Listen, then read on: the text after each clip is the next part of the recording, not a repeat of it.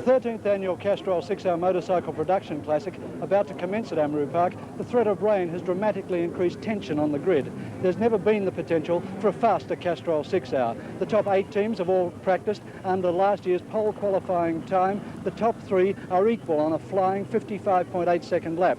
Len Willing on a Honda is off pole position. Beside him is Malcolm Campbell on a Suzuki. Then comes international Wayne Gardner on another Honda. It's the showdown for the Honda and Suzuki 1100s this year. It's the first time they've raced together in the Castrol 6-hour, and ironically also it's the last. They've been banned from racing from January the 1st. There's never been more money or time spent on Castrol preparation. The top teams have done more than 2,000 laps each in practice. That's almost 6 times the race distance.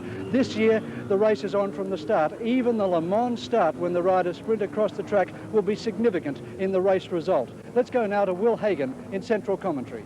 A big crowd turning up for this 13th Castrol 6-hour, and a crowd that just might, as the day goes on, get wet, because it's a very threatening sky overhead, which hasn't, as you can see, deterred people from making this, as usually is the case, the biggest attendance at Amaroo Park, cars or bikes, throughout the year. But there's the sky, and there's already been a few drops of rain, but then sunshine has followed that. So that exactly what's going to happen, or when it's going to rain, we just can't tell. That's the way the top 5 riders line up. You can see that the 3 riders on pole all had equal times yesterday. Quite remarkable, an average speed of 125 kilometres an hour. And looking at bike grid position 4, Blanco French, I'm not sure that Alan Blanco will be able to sustain the pace, nor am I sure that in the 6th grid position, Paul Walden. That's actually changed recently. Scott Stevens, the reserve rider for the Matic team, is now taking the place of Paul, who's got an injured shoulder, and he will partner Rick Walden, who did that time yesterday. But below those 10, there are others too who I think early in the race will come to the fore. Taylor and Robbins on a Honda number 10, Hiscock and Gray on a Suzuki number 1. And that's the way the circuit looks from above. That's the bottom part of Amaroo, the link road, at the pit area there, going forward up the hill. And Dennis Neal, you've ridden here, you were second in the race a couple of years ago. This is the fast section of track. We're getting it into fourth gear. Just past the control tower. Just back to third, some riders put it as you go over the top there. Most of them leave it in fourth, then back to third for the Dunlop loop. Quite a tricky part of the circuit. It's a double apex corner. You need to be very, very smooth. In at the ripple strips, then following the tyre marks out. Right, you can see actually there on the track where the bikes, most of the bikes have been going. And then there's secondary apex. Right, full power on there, and that's the part that catches a lot of riders out. The tyres are probably working their hardest on the whole circuit in that part of the track. And nowhere to get out of trouble there either. No, straight into the wall. This corner, Mazda House. Very high speed corner. You can make a lot of time there, and that's where the more experienced riders at Amaroo do a lot of their setting up to pass down here into Honda corner. Which is downhill, the arrival there, and you're looking hard for adhesion, particularly if it's wet. Right, back to second gear. A lot of acceleration out of there. Click at the third on the kink. And then down. Which becomes another corner virtually, doesn't it? Right. At the speed you come out of Honda. Pretty well on a full length through there. And then the slowest corner on the circuit. Back to second gear, the stop corner or Winfield. Once again, works the tyres very hard. Full throttle out of there. And a nasty kick in on the apex. Right, and most of the riders tell me it's got quite rough in the past year too. So into third gear, along the short straight there. Very dangerous part of the circuit here. Absolutely no room for error at all. Very close to the fence, within a bike width to the fence. And then on up the track straight again for another lap. 1.946 kilometres around. The sprinters lined up for the start of the 1982 Castrol 6-hour motorcycle race at Amaroo Park. 30 seconds remaining. A sprint of perhaps 10 metres across the track, and it is significant in the start of the race. Muck this up and you could be very, very slow up the hill, trapped in traffic. 15 seconds to go.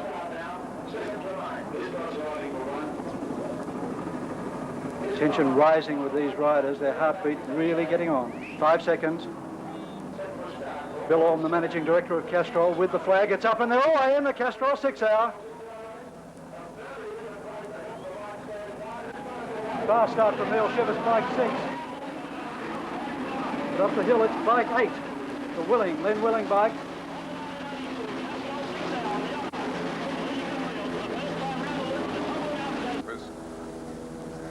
4, Campbell, who did equal pole setting time yesterday. Malcolm Campbell, the Tasmanian's gone into the lead of the Suzuki 1100, number 4. Mattage bike going through there in front of Clarke, Wayne Clarke riding 2. But this is the man they're chasing, Campbell, being chased immediately by Willing on number 8. He's in second place.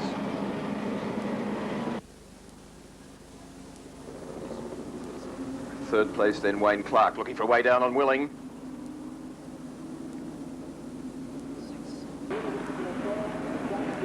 And he gets through too.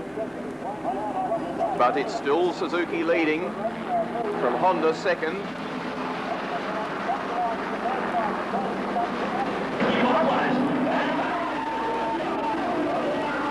That's the first lap down. They have 377 to go. Third place is Willing, fourth place is Phyllis on the Suzuki number 14. So Rob Phyllis has come through from grid position 8 to be lying 4th. 17 there we saw going through is Radford.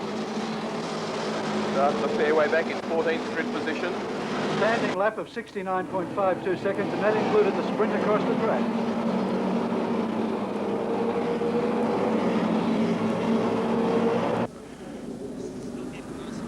Still that quartet of 4. Malcolm Campbell on the Suzuki, 8. Willing on the Honda 1100. 4 in front of him though. Sorry, 2 into the lead now, Wayne Clarke, and he's really charging. That's Jeff French, the Queenslander, son of John French, the car driver, on number 7 for the Mattage team. Look at the way Wayne Clarke's going, the man who broke his leg at Bathurst the Easter before last. And the first flying lap of Amaroo Park, 57.86. Dennis Neal, that's really flying. Incredible time, and I'm glad that everyone got off to a safe start, because those first 2 or 3 laps are very, very critical, because your tyres are stone cold. And to do a lap time like that, it just shows you how hard they're at it. Are they pushing it too hard, do you think, Dennis? Well, no, I think now they're over the critical part. That first lap when they're stone cold, now they've got to start to generate some heat in them. I think they're all right. I noticed actually Wayne Clarke, who's leading the race, started on brand new tyres, which amazed me. I always wanted to put a few laps on them to scruff them up a bit, but Wayne preferred to start on a brand new set of tyres, and looks like he's doing it really well. Clarke from Malcolm Campbell. Shivers was in 5th place on number 6, but he slipped back 1 behind Hiscock on number 1, who's come up to 5th place. That's the blue leathers there in front of the yellow leathers of Chivers on bike 6 in 6th place. So Neville Hiscock's forging through, and he started from 10th grid position. Malcolm Campbell's really keen to go with him. He told me before the race that because he's one fuel stop disadvantage to the Hondas, that he figured he had to lead them in the early stages and set the pace. So. A 57.68 lap time on that last flying lap, and that's for Wayne Clarke on brand new tyres. The sky clearing, quite a deal of blue evident now over the looking north from the circuit.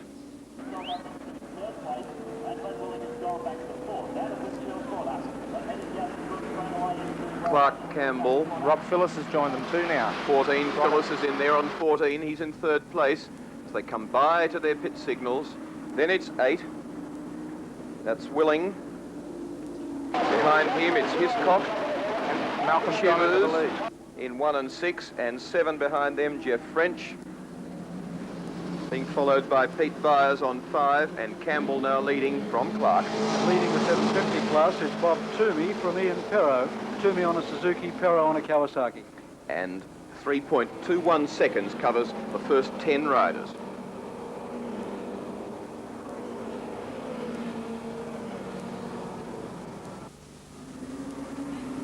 Malcolm actually starting to pull away a little bit there.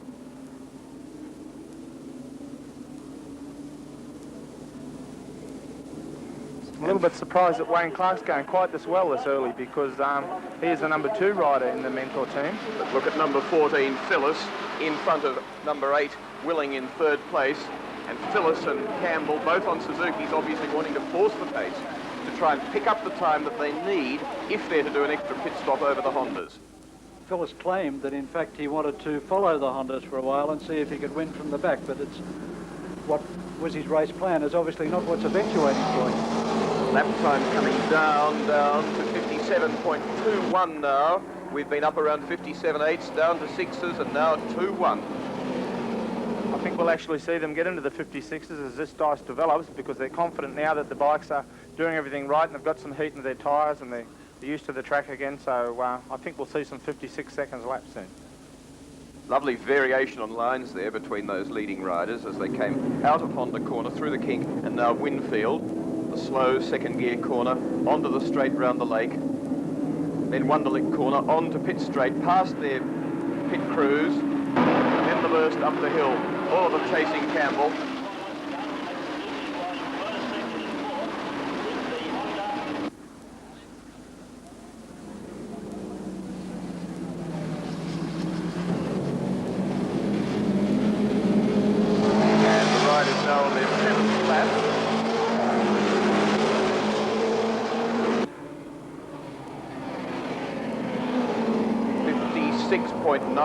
There's Dennis Neal's forecast of breaking into the 56s, a 56.96 for this man on that Suzuki, Malcolm Campbell.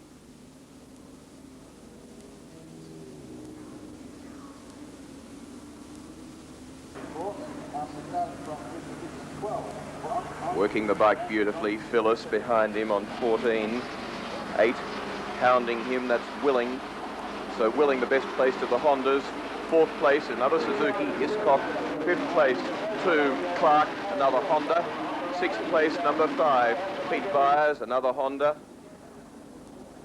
And then Chivers on a Suzuki number 6, being followed by 7, Jeff French on a Honda. A 56.58. Every lap, 2-3 tenths coming off the times.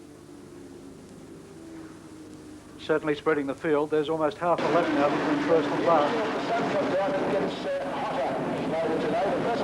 Malcolm Campbell was saying to me yesterday that he's got his bike that well set up and he's that used to riding it the way it is set up now that he can do quite a good string of 56.5s. What a bit of squeezing going on there between second and third through the kink as Phyllis arguing with 8, Len Willing, and squeezing each other. Honda leading that pair from the Suzuki Katana, and in third in the group is Neville Hiscock. He's last year's winner. Number 1. This is hard stuff early in the race. They've only been racing 8 minutes. This stage of the race, it's hard to remember while you're out there riding that it is a 6-hour race. You treat it more like a 10-lap sprint. You just want to pass that guy in front. Well, there's 3 guys that are.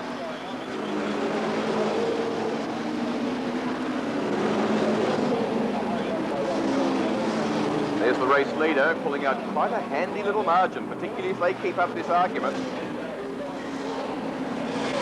Phyllis from Willing in the group there, and behind them Neville Hiscock. Willing the second,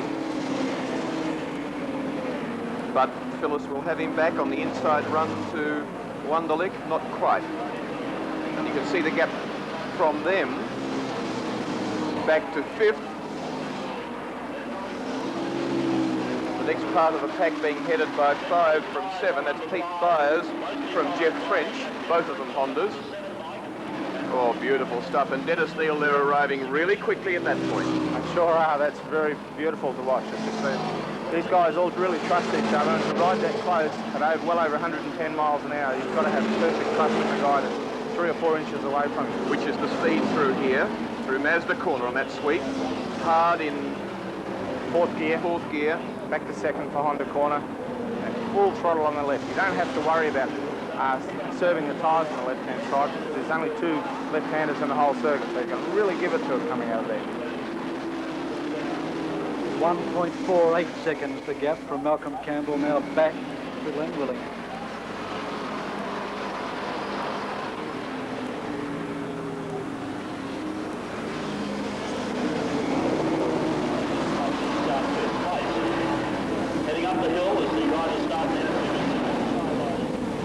Now actually comes the critical part of the 6-hour race.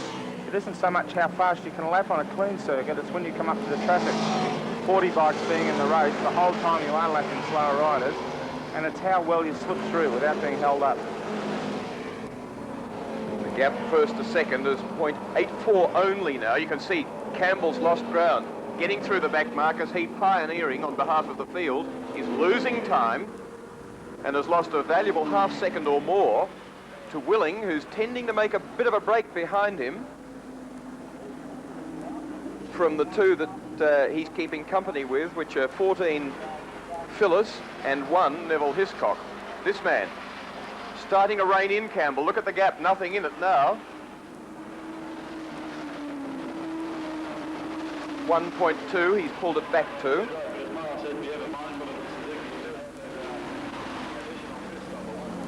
And again, Dennis, just as the riders are starting to explore their way through, the lead riders, it's also something of an awakening for the tail enders who are being picked up, because it's the first time anybody's coming by them. That's right, and they'd be pretty amazed to be being lapped in 7 or 8 laps into the race. So it will be harder for Malcolm to actually give them the fright, and then they'll be aware of that the faster guys are coming through.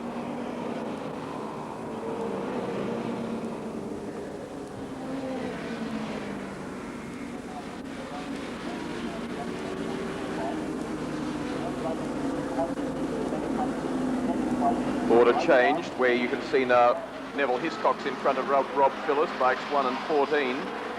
Both of them Suzuki's, chasing this big Honda with Willing tucked down behind the fairing. Carbon fibre, that fairing, and worth $1,300. And the race leader, Suzuki. So it's Suzuki, Honda, Suzuki 3rd and 4th.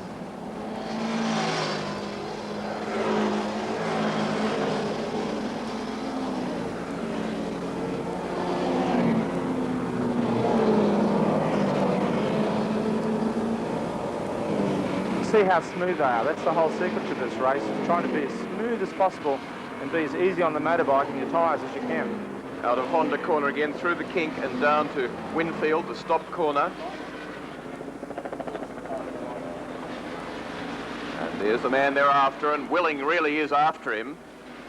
This is the Suzuki-Honda argument. In a situation like this, it always is easier for the second rider because he's got someone to gauge himself against. Now, the lead rider probably wouldn't be getting lap boards at this stage, so he'd be just riding pretty much and feeling his way as he goes around. Well, look at Willing's difficulty here. A whole pile of riders to find his way through, and with, not Willing, Campbell, and with Willing hot on his heels.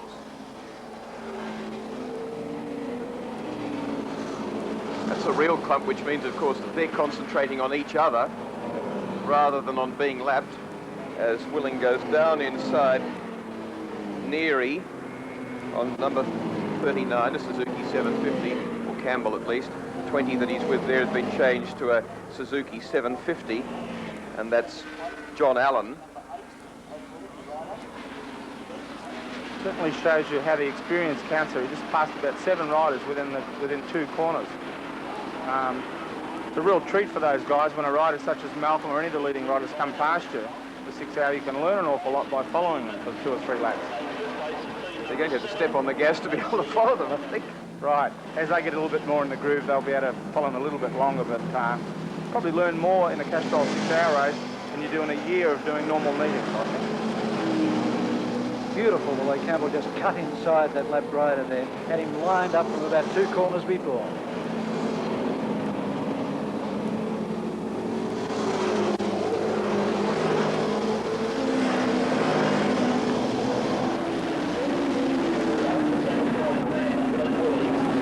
Timing the gap between the leader, Campbell, and Willing in 2nd place on the Honda number 8 shows that Campbell's quicker around the back part of the circuit, but Willing's quicker from the Honda corner up to the kink on the main straight.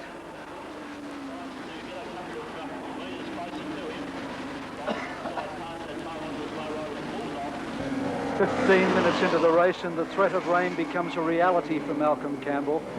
The clouds over Amaroo Park have started to drop rain on the back of the circuit. It's only light at this stage, but it's in fact that very light rain, Dennis Steele, that could be the most dangerous for the riders at this stage." Absolutely critical. You can see a little bit of rain on your visor. You're not sure how damp the track is, and actually you have to wait until the bike does something wrong, such as a slide, to let you know what's actually happening. The rain, it's hard to work out the clouds. There's sun in one part and it's raining in others. It's really mixed.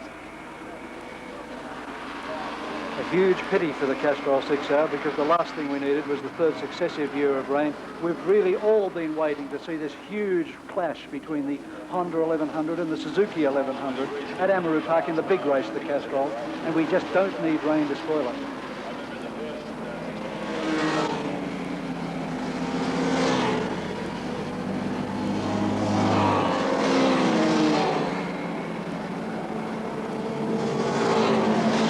Actually lasted for about 2 laps, and I think with the heat, the slight amount of heat that is in the track, probably hasn't affected things too much. The riders don't certainly seem to be slowing down at all. But you can see there already that the sun is coming out again at the back of the track, where rain was only 2 laps before. Okay. Threading their way through the traffic in 6th place, Pete Byers, the Queenslander, heading a trio of charging riders, because hot on his heels, he's on a Honda, hot on his heels is Neil Chivers, the winner of the race with Alan Hales a couple of years ago. He's on a Suzuki number 6, you can see him there, and in behind him in 8th place is Andrew Johnson, again a race winner in the Castrol, on bike number 3, another Honda. There he is. So that trio are in 6th, 7th and 8th place. And Andrew Johnson sweeping up incredibly wide there. But there's the 3 of them. Going hammer and tongs, and Chivers nearly through, but sticking the Suzuki neck out. Watch him down at Honda corner, which is the hard corner for the Suzukis, where alternator covers are at a risk. And Chivers and his co-rider Rod Cox have got to be looked at for a good, well-judged, steady race pace. Very nicely placed in 7th position. And when hard chargers like Campbell out in front, Phyllis and others who tend to be more of the sprinters, perhaps run into trouble, perhaps are harder on their tyres or brakes, it's people like Chivers and Cox. And that's a very strong team in behind too. Johnson and Greg Pretty, both of them Australian Unlimited champions on Grand Prix bikes. Both of them highly experienced endurance race bike riders. Success in the RI 500, Castrol 6R and other long distance production races.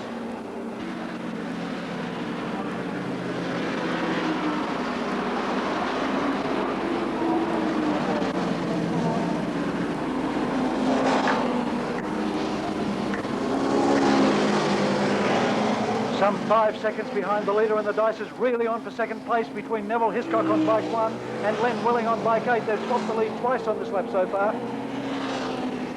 Willing in the lead at the moment. Hiscock comes up, ranges alongside him, and that's how close they are.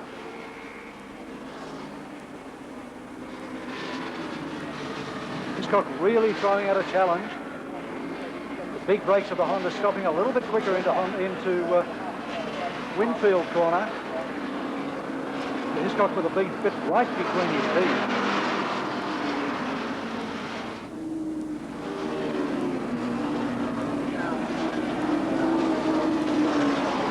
Glenn Willing onto this bike only at the beginning of this week, having split with the Toshiba Yamaha team. Traffic will slow Willing down through here.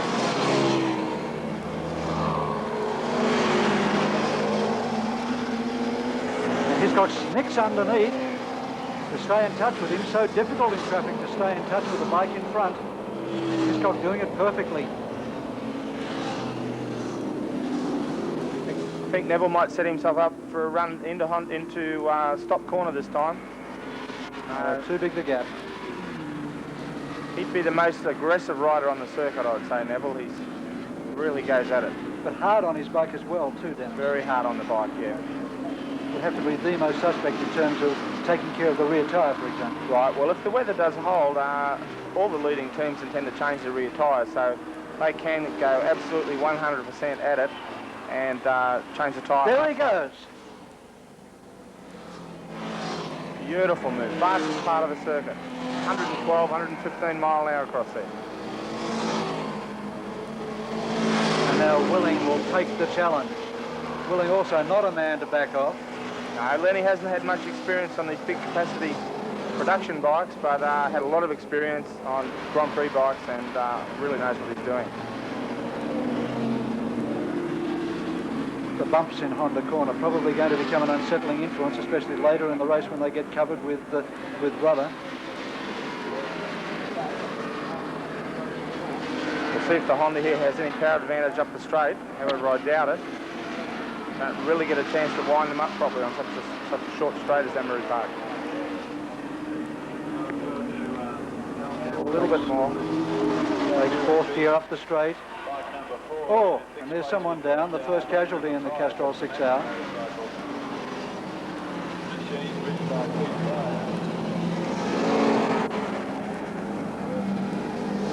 Like 13 in the Castrol, 13th Castrol 6-hour race, Campbell, Ferris and Michael Bundy on the Honda 900. So unlucky 13 really does strike, doesn't it? That's actually a little CBX 550 they're riding. They decided to switch bikes because the 550 was a little bit easier to ride. And qualified equal 21st. Dominating the 750cc class, 19-year-old New Zealand rider Bob Toomey on a Suzuki bike 30 right there is about to be lapped by the outright leader Malcolm Campbell, and there he goes in the inside. Malcolm Campbell on lap 46 takes the 750cc class leader one lap down for the first time. Magnificent riding for Toomey. He's riding 13th outright position. He's 21.9 seconds ahead of the second place in his class, Richard Scott.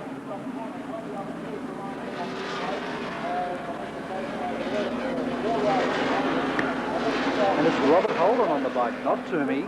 Robert Holden, the other New Zealand rider, 23 years of age, riding the machine, so he's doing brilliantly on this bike. And with 56 laps of the Castrol 6-hour down, the scoreboard tells the story. Leading the race is Malcolm Campbell on his Suzuki. He's 6.94 seconds ahead of Neville Hiscock, last year's winner, also on a Suzuki, who in turn is 1.28 seconds ahead of Len Willing on the first of the Hondas. Then comes bike 14, Rob Phillis. He's 12.73 seconds behind Willing. Then bike 7, the second of the Team Matic Hondas, Alan Blanco and Jeff French. And in sixth position, bike 5, John Pace, Pete Byers on their Honda 1100. They're 7.2 seconds behind bike 7. And just behind them is this bunch. Johnson on bike 3, just behind Chivers on bike 6, and just in front of 8, Len Willing. Sorry, 10, not Willing, Glenn Taylor. And hello, Andrew. It's Andrew Johnson, after biding his time in 9th position, has started his big charge through the field. Johnson's now up to 6th position and starting to knock on the door of bike 7, and he's through Alan Blanco, Jeff French, and takes over 5th slot on the racetrack. And this is the charge we've been waiting for. Andrew Johnson, the pre-race favourite, 3 races won this year in production bike racing, and he's flying. Now on the tail of bike 14, Rob Phillis. He's been held up for quite a while there by Peter Byers. Now that he's through, he's really got going, and I think it'll only be a matter of a lap or so, and he'll be past Robbie Phillis. Well, this is the hard charging AJ we've come to know and love, and there he goes down under brakes into Winfield, and look at the big stoppers on the Honda. Beautiful. Oh, very wide coming out there. Oh, thank goodness for the concrete. The 6 of these bikes separated by 2.2 seconds, covering 4th place back. Phillis snatches it back. Now Johnson up the inside this time, can't do it. 1.5 seconds the gap between those 6 bikes again. I think Andrew will try and pass Robbie again, going down into Honda Corner on the inside like he did the lap before. Phillis holding 4th place in the motorcycle race. Set himself up through the high speeder here. Not quite close enough that lap. The Blanco French bike right up into the dice too. Well, a nice tight line. See the difference in line between the 2 riders there. Andrew tucks it really tight and gets the power on early, as Robbie goes in a little bit faster and takes a much wider exit. Well, that's the difference between bikes too. The Suzuki has to be left upright, whereas the Honda can be driven out hard and tight. Right. And look at that incredible crocodile chain. Bike 14, 3, 7, 5 and 6. Chivers in the yellow leathers and Glenn Taylor on 10 at the tail end of the bunch. And he is only 1.4 seconds behind the leader of that pack of 6. Lloyd Chamberlain on the Suzuki 1100 getting in the way. Johnson desperate for an outside pass on him. Can't do it, up onto the ripple strips. Oh. This will really get him aggro. You watch him go now. He'll really get his dander up here.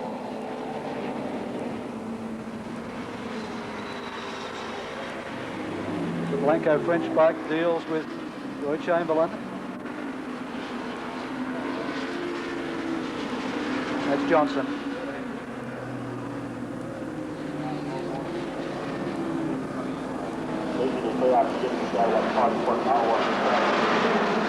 And it's 1 hour down in the Castrol 6R, 1 hour completed, 63 laps done. And that means if that keeps going, there'll be a 378 lap there. There goes Andrew Johnson over the top.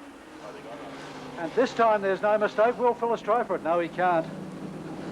But with 63 laps down in the Castrol 6R over 1 hour, that means we're looking at 378 laps if they keep going at this place. Take into account pit stops, maybe a little less, but that's way up on the race record of 360 laps for the race.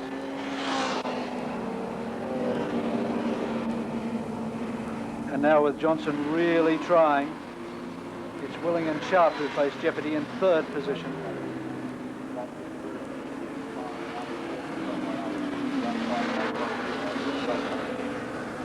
22.49 seconds the gap up to Lenny Willing in third place, so Andrew Johnson's got to find clear track in front of him and really get the hammer into it to catch up. But that, Dennis Neal, is exactly what he's going to try to do. Andrew will pull away now. He's been held up for a while by those, by Peter Byers and Robbie Phillips, but now he's got a clear track in front of him. He'll, I'd say, extend himself about half a second a lap.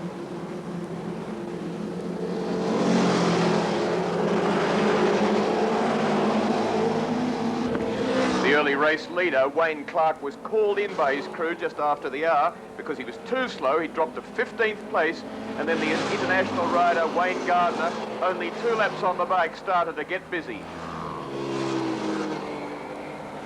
Really busy.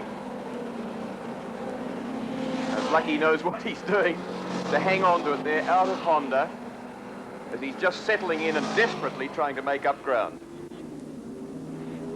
This is Wayne Gardner, and now he knows something about the limits of the track condition at Honda Corner, but obviously disappointed with the team position because they were in 15th place when Wayne Clarke was called in early.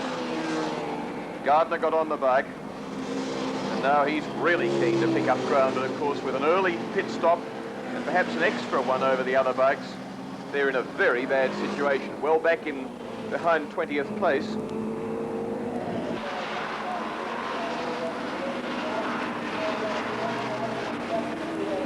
1 hour 15 minutes into the Castrol 6R, and race leader Malcolm Campbell has been given the nod. It's into the pits this time round. The race order at the moment is really the clash of the superbikes. It's Suzuki, Honda, Suzuki, Honda, Suzuki, Honda, filling the first 6 places. What incredible racing at Amaroo Park. Half a lap to go before Campbell comes to the pits, and it's got to be a lightning stop. He's on his 79th lap. It has been a great ride from Campbell in this opening session. A couple of sprinkles of rain. He's handled it well.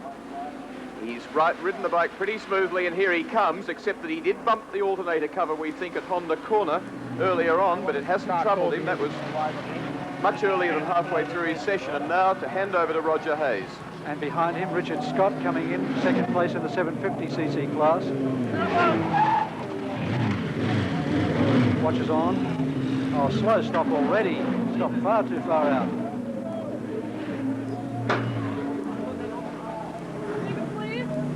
Nice and casual, Roger Hayes, but this is going for a long stop.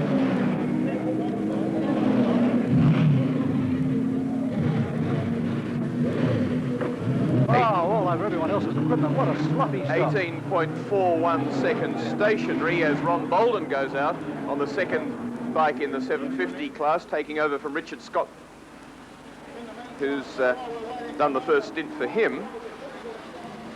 And back to 4th place is Roger Hayes on bike 4, having lost 1st, 2nd and 3rd in the pits, and it was a really sloppy stop. Certainly not up to standard. Dennis Neal is in the pits. Right, we're interviewing Malcolm Campbell, the race leader, who's just come in. after doing an incredible riding stint. You're doing really good times, Malcolm, 56.5, 56.8, lap after lap. You're slipping through the traffic really well. How was it out there? Really good. The first few laps were a bit hectic and a bit nervy till I settled in, but everything was going good then. Going so hard because we've got one more fuel stop in the Hondas, so we're trying to pull 12 seconds each session, and we got the 12 seconds exactly that session. So. Right, well, you're certainly doing an incredible job. When you came in, you couldn't quite see your pit area, I take it, because you overshot a bit. There were some other guys up the lane a bit, and I thought it was them. I couldn't pick them. And there's the 750cc class pit stop. Bike 30 into the pits, holding a substantial lead over second place, which of course... And Toomey's on the bike, as Holden's off. Running 13th outright, this machine. I've talked to him, he's the leader of the 755. 20 seconds gone already.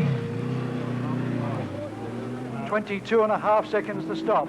So they'll retain their lead in the 750cc class quite easily, in fact.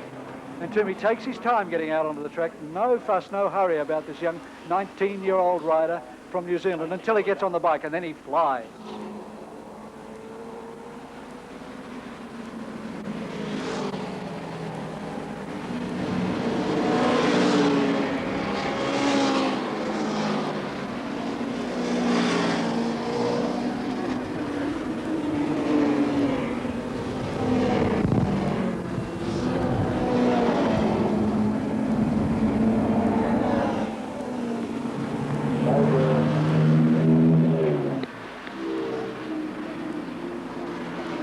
There's Shivers Cox now into the pits, the last of the significant Suzuki stops. Suzuki's having to take their changes much earlier than the Hondas, which are putting the Hondas in the lead on the road. Bike 8, Len Willing, is leading on a Honda. Rod Cox goes out, replacing Neil Shivers. So the last of the Suzuki stops down. Now they'll start to really motor, realizing that the Hondas have to take their stops in about 10 seconds time as bike 30 goes through to unlap itself in the lead in the 750cc class, but that will, of course, will only be temporary.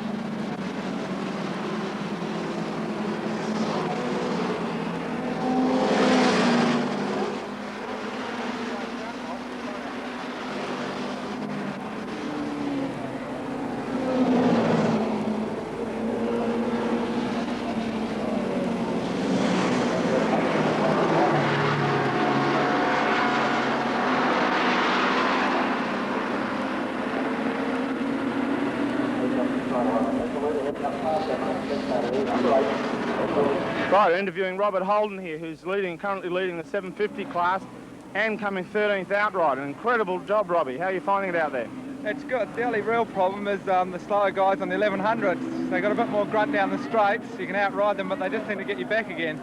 But it's quite good. Everything's going well. The tyres and everything are really brilliant. It's really good. That's great. We put the watch on you up there, and you're doing consistent 57.5, 58. Really, really good time, and I guess that's why you're so far up. Yeah. Like I say, the whole bike handling good. The tyres are gripping really well. The brakes, everything's just spot on. If we need to go fast, we possibly could, but it's good to cruise at that type of speed, and we'll just see how it goes later on. And here's the first big race drama. Lenny Willing is coming into the pits early on the Honda 1100. He had to do an hour and a half to allow him to get through the Castrol 6 hour with only 3 stops. He's coming in 6 minutes too early, and that effectively means that he's going to lose 1 pit stop and be equal with the Suzukis on pit stops. It puts a lot of jeopardy on the rest of the Hondas as well. Willing off, Vince Sharp on. Clocks are going. Vince Sharp will risk himself. He's not raced this year. He's crashed twice, causing himself knee injuries on both occasions. He's out in only 13 seconds, and that's a lot better than anyone else. So the slick Matic team working well in the pits. But actually in the pit area for more than 30 seconds, so time lost really adds up, although he's only stationary for 13. The race leader has now gone to 3rd place, behind Andrew Johnston, the new race leader, on 3. 2nd place, Roger Hayes on the Suzuki number 4.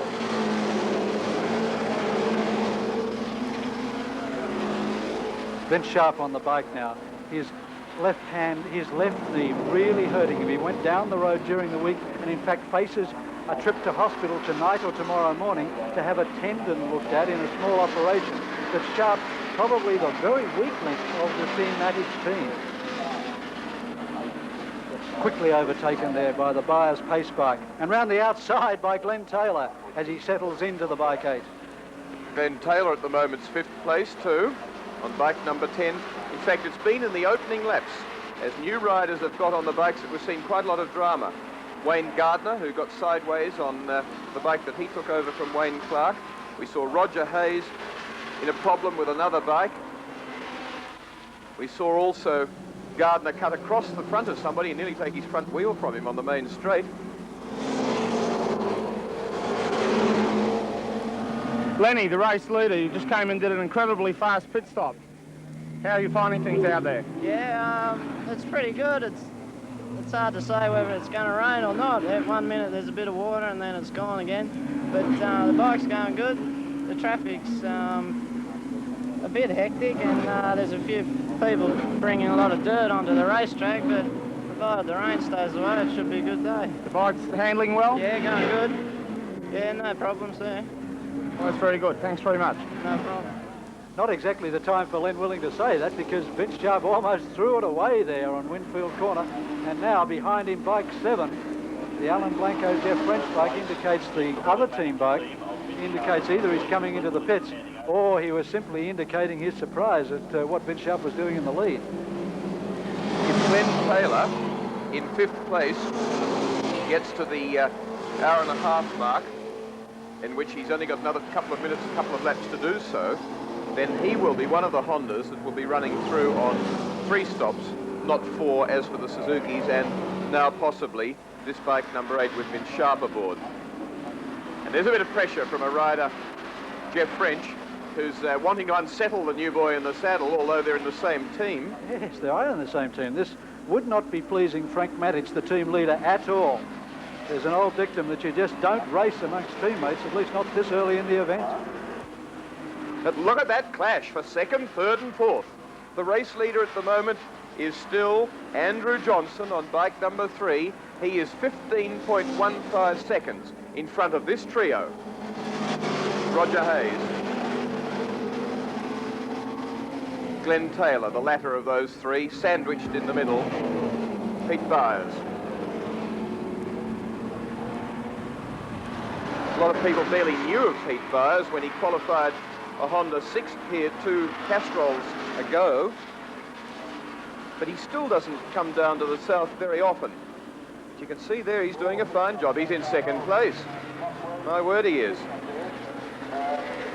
So it's Byers Hayes, and Hayes looking as though he's not able to sustain the pace set by Campbell, as looming on him too is Glenn Taylor. 14.76 seconds, the gap now. 1st to 2nd place. As Byers pulls in just a little bit of ground, both on Hayes, but also on the race leader. Andrew Johnson, he's to hand over to Greg Pretty, and he should be able to keep the bike circulating at a very similar pace to Johnson. Oh, and Roger Hayes clipped the Honda apex there and very, very nearly got himself into a lot of trouble. The 1.5 hour mark now gone, so the Hondas, the remaining Hondas, which have not yet had their pit stops, are in a very good position. Glenn Willing's early stop perhaps indicative of the difficulty he had early on in the race with Neville Hiscock.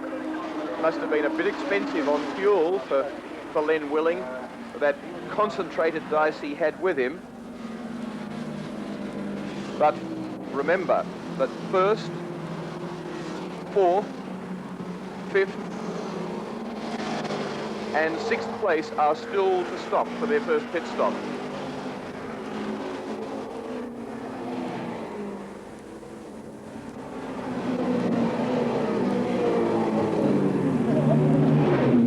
In the pits and Scott Stevens, Rick Walden, Honda 1100. That's the first of his scheduled stops. Rick Walden doesn't do a lot of motorcycle racing these days, concentrating on flying choppers, and he looks pretty weary as he sinks to the to the ground against the Armco fencing. The young boy getting on the bike from Tasmania, like Malcolm Campbell from the Southern Isle, Scott Stevens. He's a hard charger. Got a lot of talent, this boy. He was a reserve rider for the Matic team. There's we the Honda look there at Glenn Taylor coming in. But Scott Stevens was a reserve rider for the Matic team, but was freed from that to take the place of an injured Hall on bike 15. And this is Glenn Taylor now handing over to the Queenslander, David Robbins. Good stop, 12.5 seconds. Tony Hatton, the team manager, obviously pleased with it. Robbins dislocated a shoulder at Surfers a couple of weeks ago. Got out wide in the grass. He said he just wasn't concentrating. He was dicing with Neville Hiscock and just ran wide, came off, dislocated his shoulder. And he said if you pushed him really hard on his left shoulder now, it would go out. It doesn't worry him when he's riding. Robin's very sensitive about the tag that's been given to him this week, and that is of a wily old veteran. He points out that he's only 29 years of age, so he says, and claims that he's not nearly as old as a lot of the other guys he's racing against. Certainly he's been around a lot of years, though, and I think to say he's wily at least is very appropriate. It's perhaps a compliment to his very smooth riding as Wayne Gardner goes underneath him. Wayne Gardner hasn't been lapping particularly quickly. He's been in the 58s so far since he's got on the bike. He had a couple of wildish sort of moments.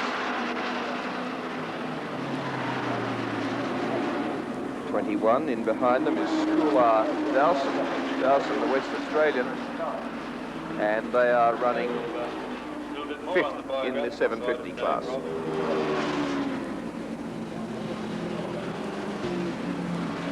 In second position, Pete Byers and John Pace into the pits. Byers off the bike, Pace waiting to get on it.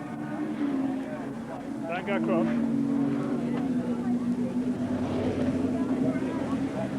Words of wisdom, slower stop, 15 seconds gone so far. Wheels turn at 19.5 seconds, so a slow stop from that bike. There it is, bike 7. The Matic team bike has had a real wheel change already this early in the event. Alan Blanco and Jeff French. Now this is tactics. It obviously couldn't be something going wrong with the tyre. They've decided to go out and change the tyre on this bike early in the event. That probably means that a tyre will be changed on the next team bike, the Willing Sharp bike, next time round. But they've got their wheel change on bike 7, Alan Blanco and Jeff French, done early in the event. That's Alan Blanco on the bike now. Interesting tactics indeed from the Matic team to do it this early. Now, if they put a gumball tyre on, hoping to get only through an hour and a half, their tactics have certainly failed because that bike wasn't nearly far enough up to warrant doing that sort of work. So we must assume that it's a tactic that may not have come off.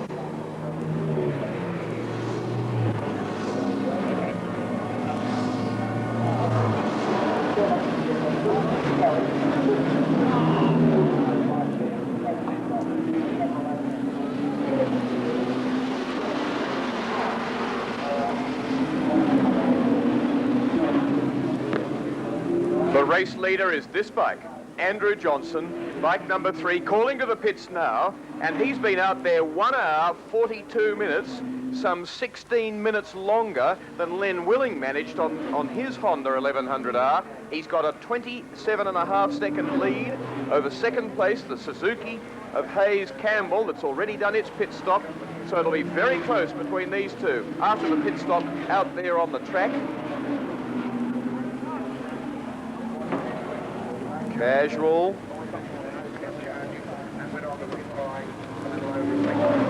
And it was 4.3 seconds back from second place to third place. Bike 4 goes through. Number 8, which is Willing and Sharp. So bike 3 has now fallen to 4th place. The new race order is race leader Roger Hayes on 4, second place Len Willing on the Honda number 8, so it's Suzuki from Honda, third place Neville Hiscock, Rod Gray on Suzuki 1100 number 1, and 4th place the Honda that just stopped there, now with Greg Pretty, the South Australian, in the saddle on bike 3.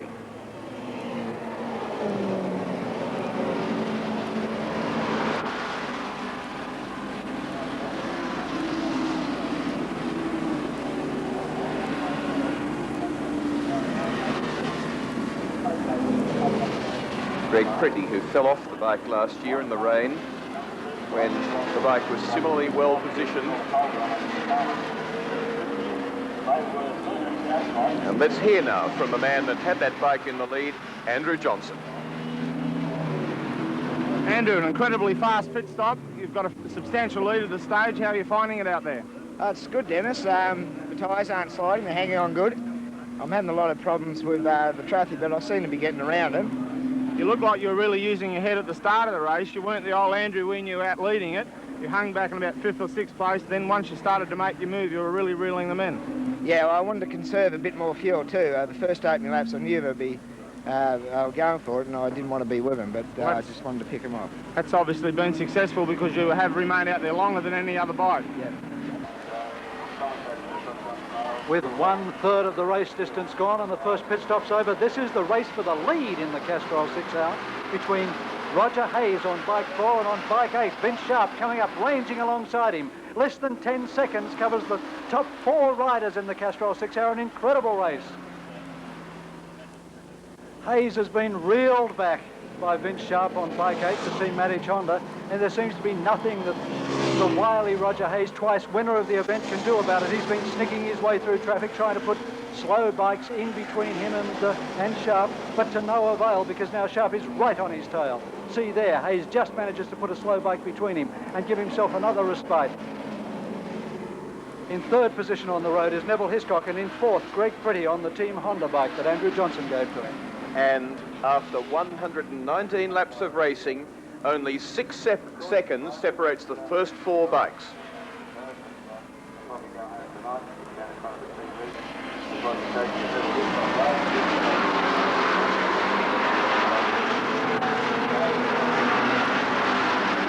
While tactics would be the least thing on Roger Hayes' mind at the moment, the tactics are these. Bike 4, Hayes leading, the Willing Sharp bike behind him, and the Hiscock bike behind that again, all face 3 additional pit stops. In 4th position, 6 seconds only behind the leader, Greg Pretty and Andrew Johnson only need 2 extra pit stops. So they at this moment must be seen to be in the tactically good position.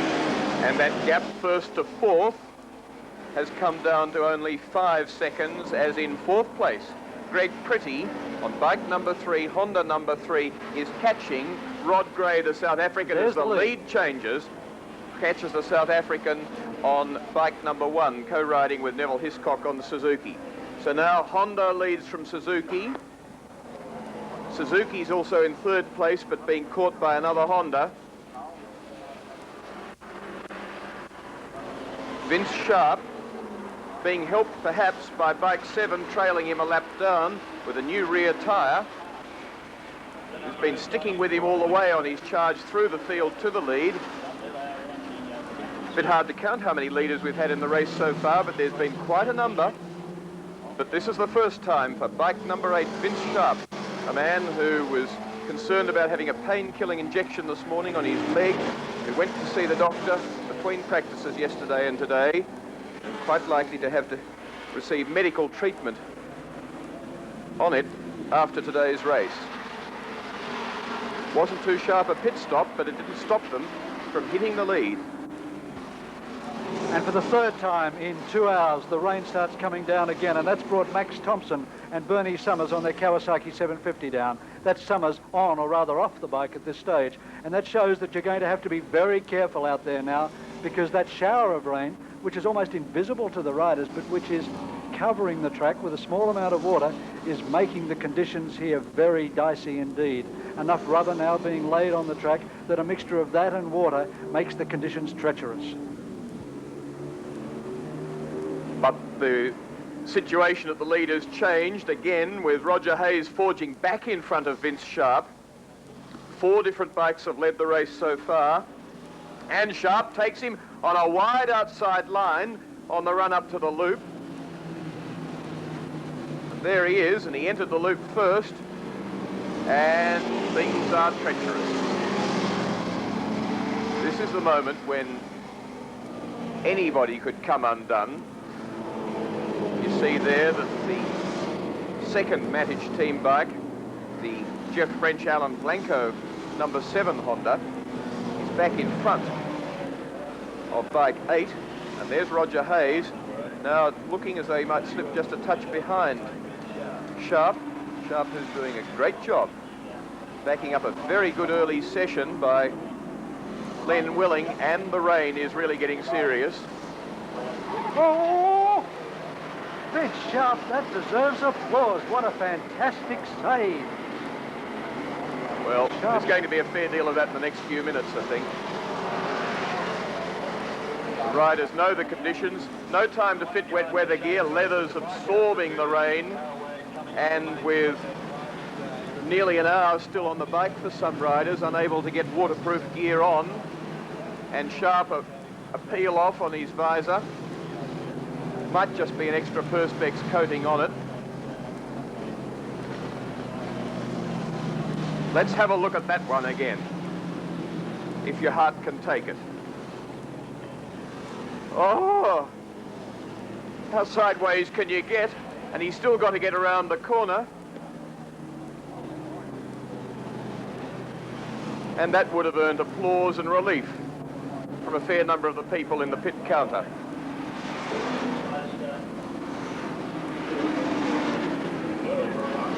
Same man a lap later.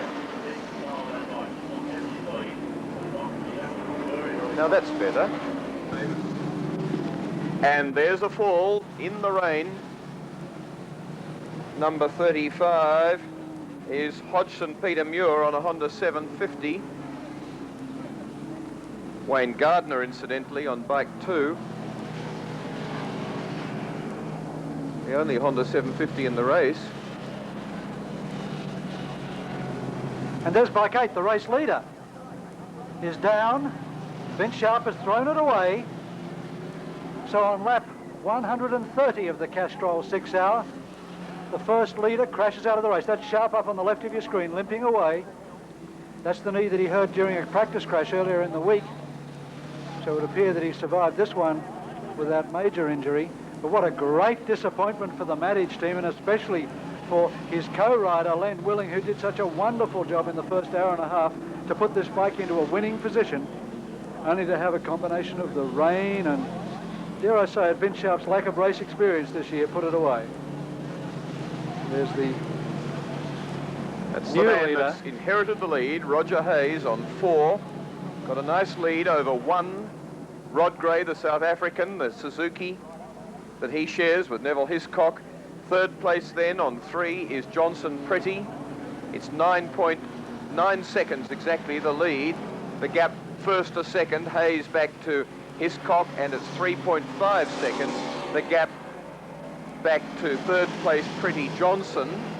So it's Suzuki, Suzuki, Honda, first, second and third. Fourth and fifth are 5. Pete Byers, John Pace, and 10, Glenn Taylor, Dave Robbins. John Pace is an acknowledged wet weather runner in 4th place. And speaking of runners, that's Len Willing going out for the Vince Sharp bike right now. So Willing not prepared to give it away. He's going for the bike and wants to get it back in the race. Dreadful to have placed it so well. It's a long run. He'll be exhausted by the time he gets there. That's Frank Mattich, the team manager and team owner, in fact. It's his money that's on the line. And he's not happy. And that's what we're talking about, the Vince Sharp bike, and it's just sitting there, which means that Sharp has probably made up his mind that it's not worth taking it back to the pits, something that Len Willing will learn about shortly. Glenn Taylor's in 5th place. Someone else is down by the looks of it. Someone's... 6th place is Phillison Cole. Yep. There's another one. For Roger Hayes, the other race, the man who just inherited the race lead with Radford and Howard. So the new race leader is Hiscock and Gray. There's Roger Hayes. Well, at least it gives Vince Sharp somebody to sympathise with. They've tangled, and perhaps the slower rider was the cause of it. We don't know. But Hayes looks very much as though it's all over for Suzuki number 4. So that the new race leader, the South African Rod Gray, sharing with last year's winner Neville Hiscock, Suzuki number 1 goes into the lead. 2nd place then becomes Andrew Johnson, Greg Pretty. And remember, they went a pretty fair distance before they had to pit. 3rd place becomes Pace and Byers, another Honda. and with John Pace strong under wet, slippery conditions. Taylor Robbins, 4th place on number 10. There's the race leader. That's the new race leader. And surely there's enough warning now for these riders as he gets the signal that he's in the lead, not to let things go. 1.4 seconds, the gap though, from first to second, 1.4 seconds only. C-Bike 5 in there, Pace Byers, that's in 3rd place, so it's nearly... That's Scott Stevens on bike 15. But bike 3 is right behind in 2nd position, has closed right up. That's Greg Pretty, right in the 3rd of that bunch. This is the dice for the lead. In the Castrol 6 hour after 133 laps of racing, the race lead goes now to Greg Pretty, the South Australian, with Gardner pulling in from about 25th place when he called Wayne Clarke in at the end of 1 hour, got on the bike, nearly came off it at Honda Corner, has been as much as 42 seconds behind the race leader. Wayne Gardner is now 19.4 seconds back and is in a miraculous, incredible 7th place. Bike number 2.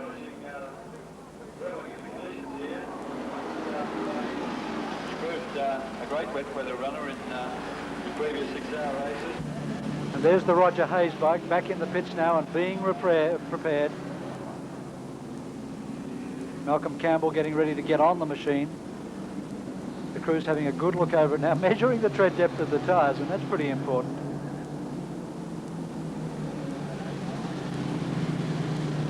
You could hardly call it feverish activity around the machine, however, and I think they know their race has been run. Roger Hayes, the race winner in 76 and 78, co-riding on both occasions with Jim Budd, finding it's very much harder to win it in recent years. Ron Kibovich from Suzuki walks up to speak to Roger Hayes.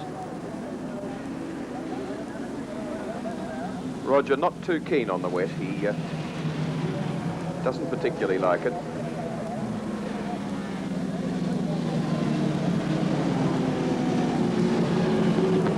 And the bike moves back into the fray, and we'll soon know exactly how far down it is, but of course it's several laps.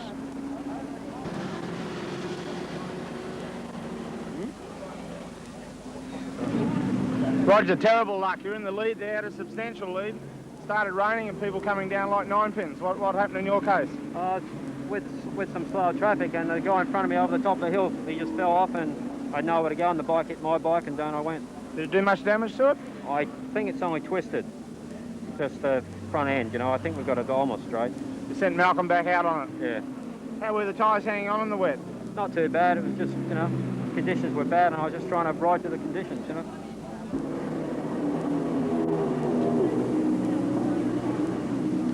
And into the pits comes bike number 1. Rod Gray, the South African riding, sharing that bike with Neville Hiscock, who, in a very steady first session performance, got it into the lead. 158 laps completed, 2 hours, 38 minutes of racing, and in 3rd place at this stage. Gray onto the ramp. This is the crucial pit stop. Take off the top locating arms for the shocks. They've done this in only 20 seconds, not the conventional way to change a wheel axle out. New one ready. This is brilliant. Going beautifully. 13, 14 seconds. A wheel's in. Axle's in. They've practiced it. No, axle's not in yet. Now aligning axle. Top mounting for the shocks to be done yet. 26. They said if it went badly, it might take 30. Engine started, and it's taken 35. Get out of the way! Get out of the way! Panic taking over from practice, but away, and it took them 43.7. Well, it wasn't to plan. They'd practiced it at 20-odd. They'd done an entirely different system, and they reckoned if it went badly, it'd take 30, and you saw the end result. But it's still, on a bike in which it's difficult to change a wheel, isn't bad. If you change a wheel on a GSX Suzuki, according to the manual, you undo about 9 nuts and bolts. And they found their way around that situation pretty well. Neville Hiscock really fired up and hoping that everything's tight and as it should be in the back end of the motorbike.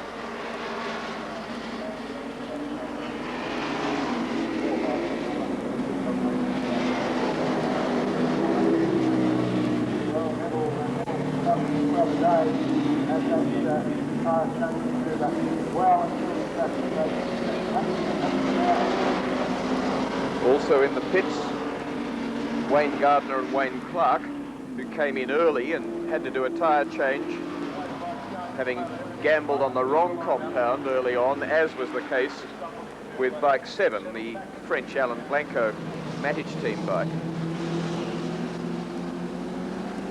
These are road-type tyres, as everything on the bikes are standard, ex-factory. There's no modifications allowed other than in very minor things like handlebars, brand of plugs and points and so on.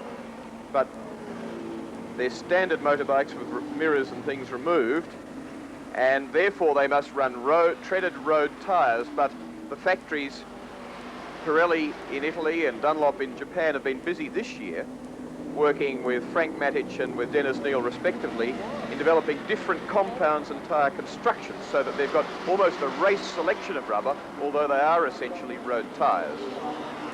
And now in the pits, let's hear from the co-rider of bike number 1, fresh from his last stint. Right, all the way over from South Africa. We certainly haven't turned on very good weather for you. How are you finding things out there? Well, we're going real well in the dry, and once it started raining, I just eased off quite a lot, and I was just pacing myself with Roger Hayes, and we're keeping him -4, -5 the whole way, and eventually Roger fell off on top of the hill. It was very slippery out there, you know, and it's dried up quite nicely now. Right, now the track's dried out again now. You brought the bike in. We noticed Neville's got the team to change the rear tyre. What's the reasoning behind that? Well, we were going to change the tyre at this pit stop anyway, and the tyre were real good until it started raining, and I just took it easy, you know. A few guys fell down, and you know, I think we can get going again now that it's dried out. So you've mainly changed it as a precaution. In case it does rain again, you'll have a fresher tyre which will work that much better. Correct. Thanks very much. Thank you.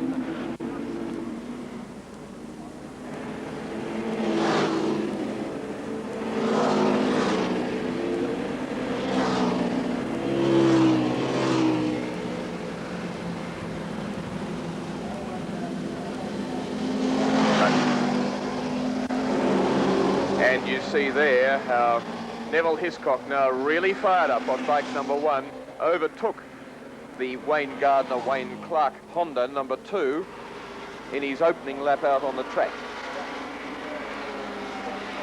So that the race leader at this stage is John Pace, Pete Byers, the Honda number 5, from Johnson and Pretty on Honda number 3, and Hiscock Gray dropping only to 3rd on number 1.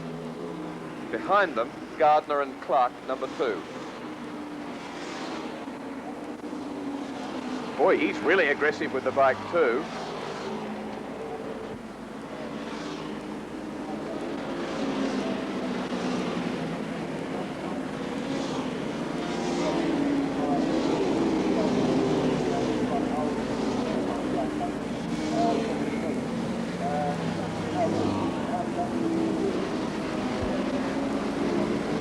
Race leader, 165 laps completed, 2 and 3/4 hours of riding. John Pace, Honda number 5. Little John Pace had a brilliant wet weather clash with Wayne Gardner a couple of years ago.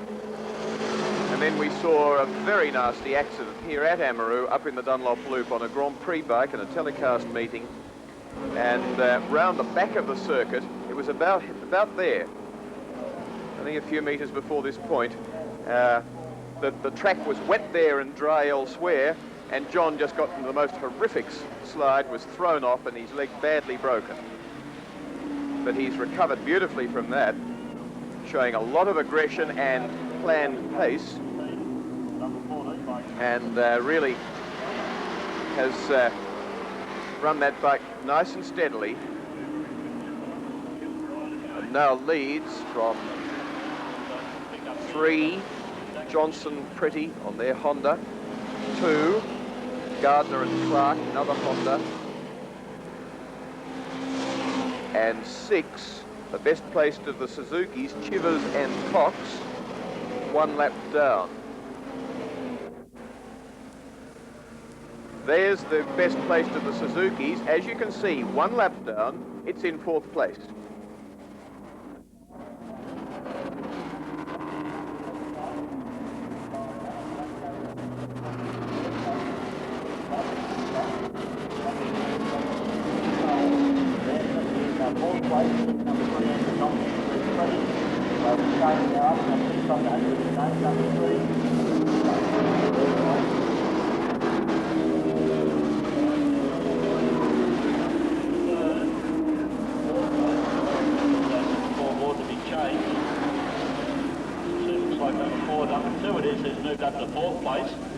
Gardner and Clarke. And at number 6 has moved up into 5th position. That's Neil Chivers and Rod Cox. They've moved up into 5th place and going back to 6th position. There's number 14, Don Phillips and Mick Cole.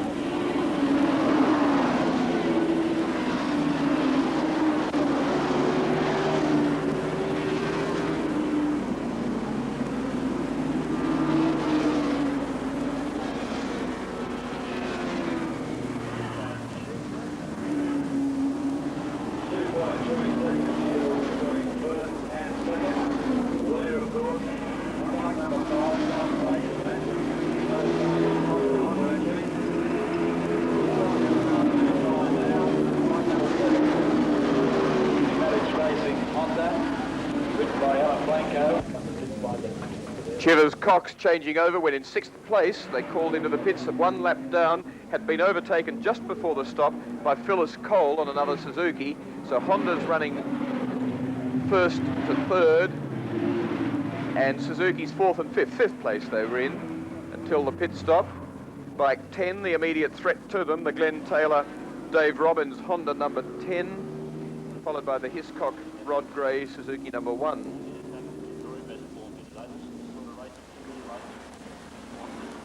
And as 6 goes out again, has fallen behind number 10, so is in 6th place. 172 laps completed by the race leader, number 5, John Pace, Honda 1100. Coming up within about 15 minutes at 10 to his 2nd pit stop. Now, Ron Bolden gunning 22 rounds hard, running 2nd place in the 750cc class, and 11th outright, Bolden, 9th outright, and leading that class is number 30, the Suzuki of Cooney and Coleman, two New Zealanders who've led it all day. This Ron Bolden, Grand Prix rider essentially, and doesn't really like production bikes very much. Shared the bike originally with fellow Grand Prix bike rider Gary Coleman. But the problem was that when Len Willing was sacked from the Toshiba Yamaha dealer team, it left Richard Scott, New Zealander and a very talented rider, without a ride. He was in fact quicker than both Bolden and Coleman on the bike by about a second and a half. And so one of the riders had to stand down, and Ron, being the better known and sort of lead rider in the team, he was the man that got the ride, and Gary Coleman's pit crew today.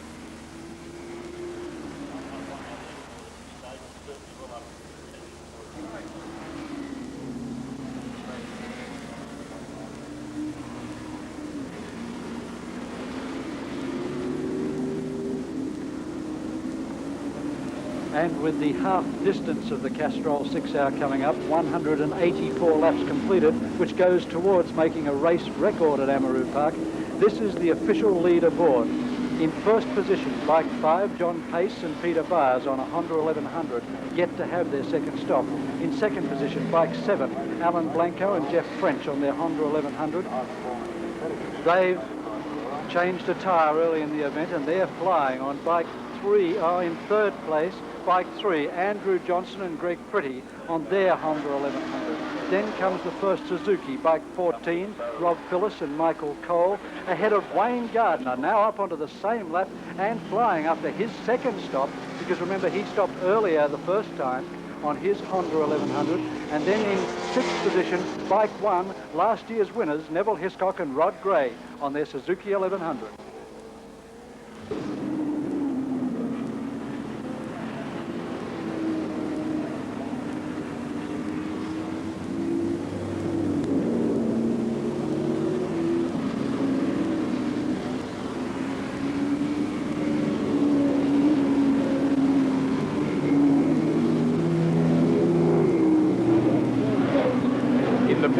Bike number 6, Chivers and Cox.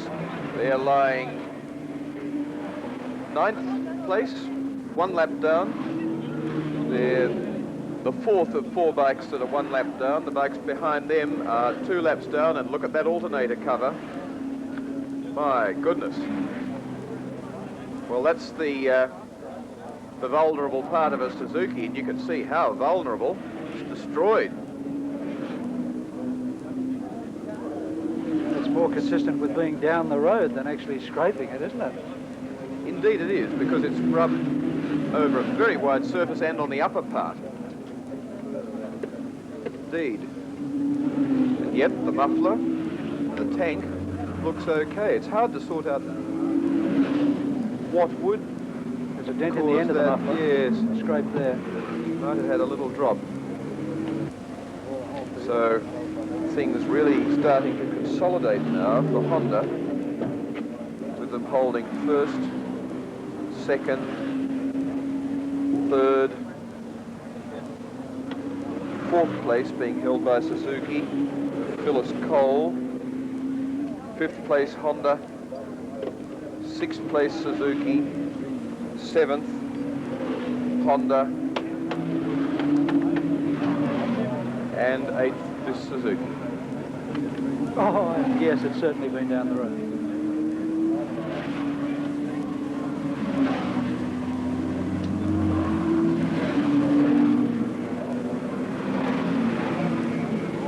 That's the other problem. The thing comes in so hot, the heat just gets through everywhere. You really need some pretty well-insulated gloves, as we're seeing now.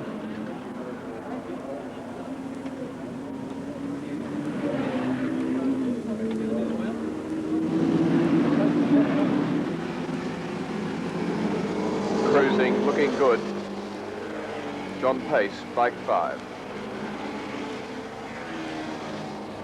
Looking as though he's going to pick up with, assuming no rain this afternoon, about 4 or 5 laps on the previous race record set in 1979, 360 laps by Alan Hale's Neil Chivers. And only 5 bikes on the same lap at the moment, and about to be 4, because Pace is catching up with Wayne Clarke, Wayne Gardner's co-rider, and appears set to lap him and put him 1 lap down again.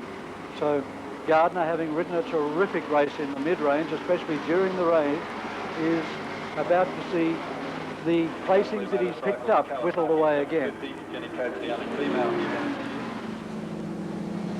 This bike 7, that's in 2nd place on the leaderboard, changed tyres early on, was the first bike to do so. Blanco off the bike, French onto it.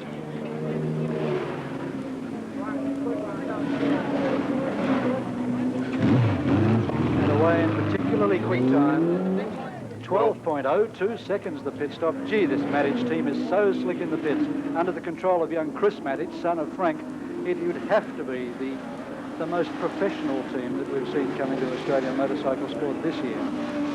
They indeed are, because they do various things. Firstly, they service the press very well with information, which few of the teams do. They service other competitors, of course, because they're suppliers of Pirelli tyres and advisors on tyres. And then, of course, they run their own team too, and they do all of it very well. Dropped back to 3rd place with that pit stop, so the leaderboard now reads John Pace, followed by Greg Pretty on the Honda, yet to have his 2nd stop, and this man, Jeff French, in 3rd position. Bike 3, the Andrew Johnson Greg Pretty bike, in second position, stretched its first pit stop out to 1 hour 42 minutes. So he's still got some way to go before he needs to stop again. 21 there with the leg out. Schooler Dawson are in 5th place, indicating they were calling to the pits as we come again to the race leader. And boy, is he flying. Look at him straight under 2 bikes like that. Yes, the rider's now well in the groove, confident, diving deep under brakes, prepared to change line. Wayne Gardner and Wayne Clarke, the bike number 2 behind them. And then behind that, Malcolm Campbell on the Roger Hayes bike, which has been down the road, of course. He's got some major contention. That bike number 4 is 2 laps down and is in 9th place. Not a bad placing, but a long distance behind. Looking very good there for a while until Roger tangled with a slower bike in the rain. Hayes seemed to be a bit concerned that the frame might have been bent, but certainly Malcolm Campbell is making good use of it if it is.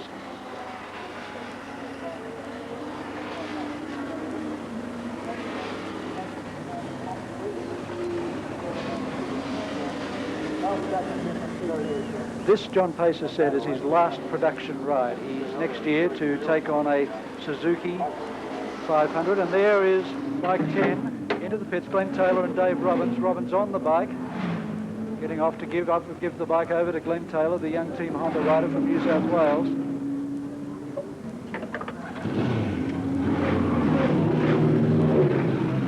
They're lying in 8th position in the race, 1 lap down on the leaders. Just behind the Scott Stevens, Rick Walden Honda 1100.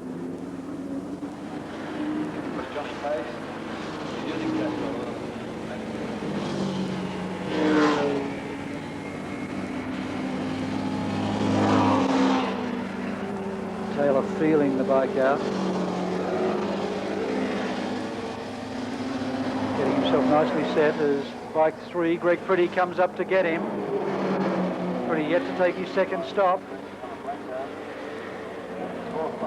This futuristic looking bike that they're both riding, the Honda CB1100RC, the second of 2 versions of that bike.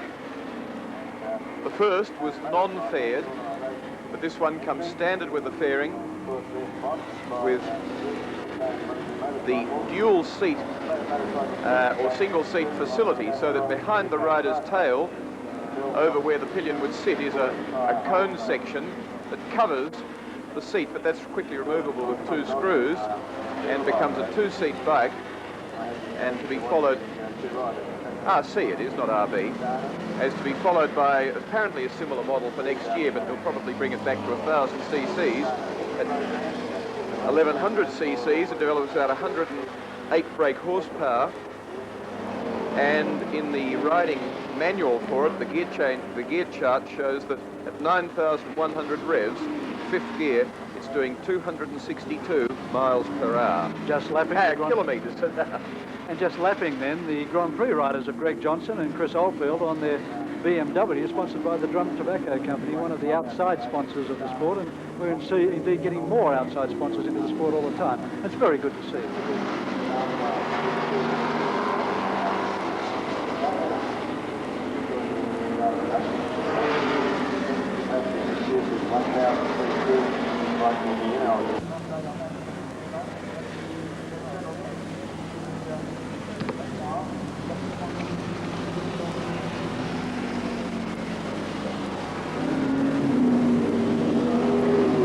John Pace on the Honda CB1100R waves to the pits, telling them it's not time to come in yet, although he's going perilously close to going over time with the fuel consumption of this big Honda, and perhaps also the tyre consumption, because in the last couple of laps he's had a couple of small moments as the back end has slid out, and there's a rider down.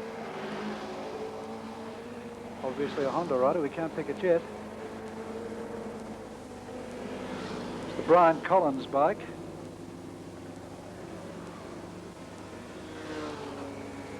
And it would be Hilton Steele or Jelf McNaughton perhaps.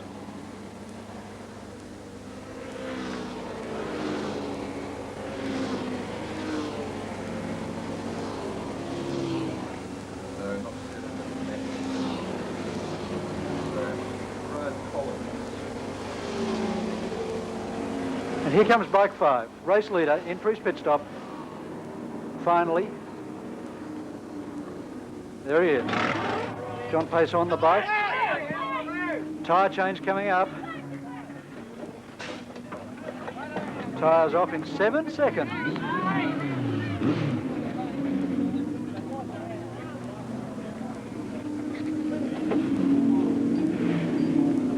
Working well. 25 seconds gone. Pete Byers already mounted on the machine.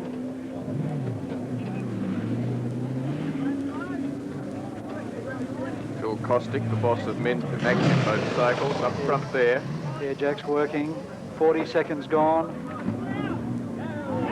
Go, they say, at 44.5 seconds the stop. And they charge back out into the race, down to 4th position. The race order: bike 3, Andrew Johnson, Greg Pretty, still to have their stop. Bike 7, Alan Blanco, Jeff French. Bike 14, Rob Phillis, Michael Cole, and then bike 5, now with Pete Byers on it.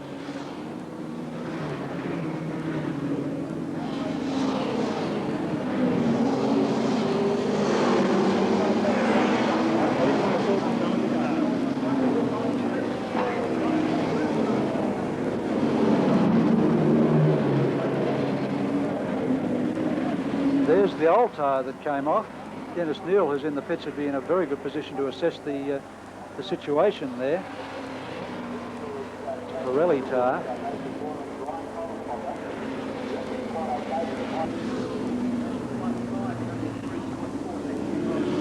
Riding up into 3rd position now, or rather losing 3rd position, is bike 14.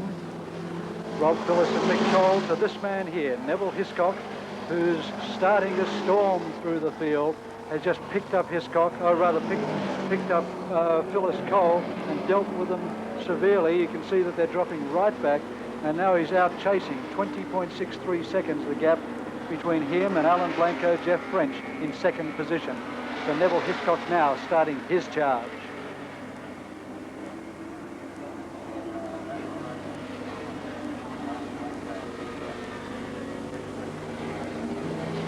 The Willing Sharp bike now back in the race, staying with them.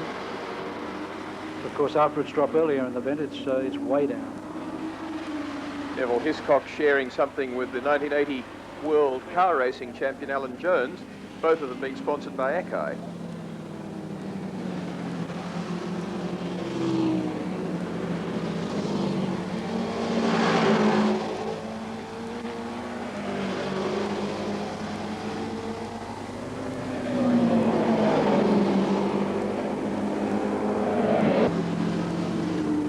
Third in the 750cc class is this bike, bike 24, being ridden by Lee Roebuck and Paul Feeney.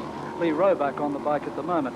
Roebuck has been a long-time competitor in the Castrol 6R. He was first in the 250cc class in 1975 and backed up the year later to win the 350cc class in 1976. He's also a former Australian Grand Prix champion.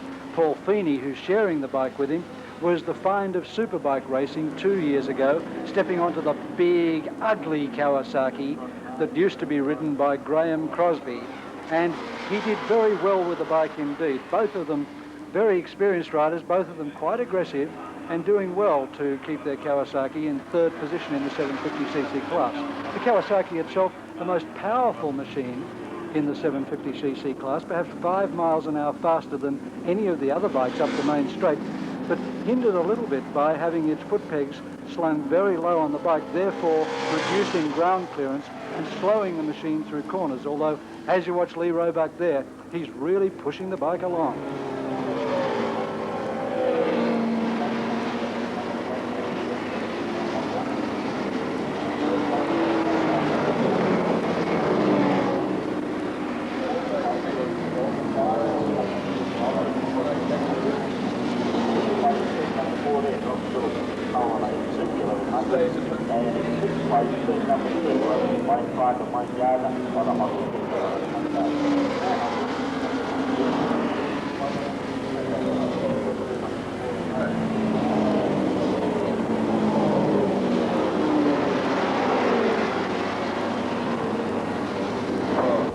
Into the pits comes the race leader, bike number 3, Andrew Johnson, Greg Pretty. His lead would have been whittled to 1.96 seconds by the hard charge of bike number 7. That's the Honda of French and Blanco. Rear wheel, please.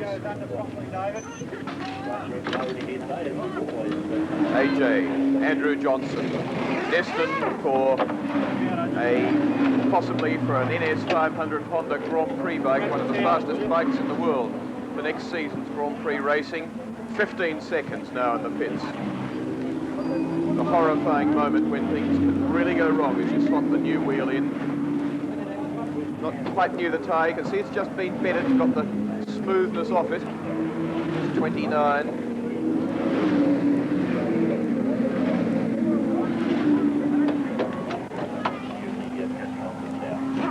Exhaust up above the axle level on the Honda, so they don't have to drop the suspension units as they do on the Suzuki. Dunlop Elite going in, Dunlop fitted to 13 of the bikes, Pirelli to double that number, 26, Metzeler to 1:55 seconds. Zipper undone under his shoulder and away with 66.9 seconds, 67 seconds, a very long pit stop. 20 seconds plus worse than any other, and rain again starting to fall, and they are in 6th place outright. Slipped from the lead to 6th in that stop. 66.9 seconds was the time for that change, and that time dropped them 6 places, which gives you an idea of how closely the bikes still are bunched after 221 laps, 3 hours, 39 minutes of racing.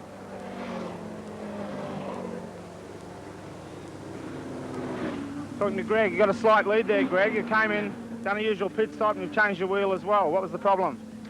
I was having a lot of trouble through traffic, and with the yellow flags, I wasn't able to keep my times as consistent as I like, but also with the tyre sliding now, it's very difficult, so we did need a new tyre. Right, I noticed it still had quite a bit of tread left, however, it was just starting to chatter a bit, was it, in the rear end? Yeah, I think the damp conditions have made it a bit greasy, and well, it's just damn hard to hang over the bike over the bumps. Most of the other leading teams have changed the wheel, and they've gone out the second ride. It's gone substantially faster, so I think that seems to be the right move at this stage. Well, I hope we've made the right move, yeah. It's a shame to have to waste that time, but, you know, if it means being safer while we're out there, well, then we have to do it. Thanks, Brett.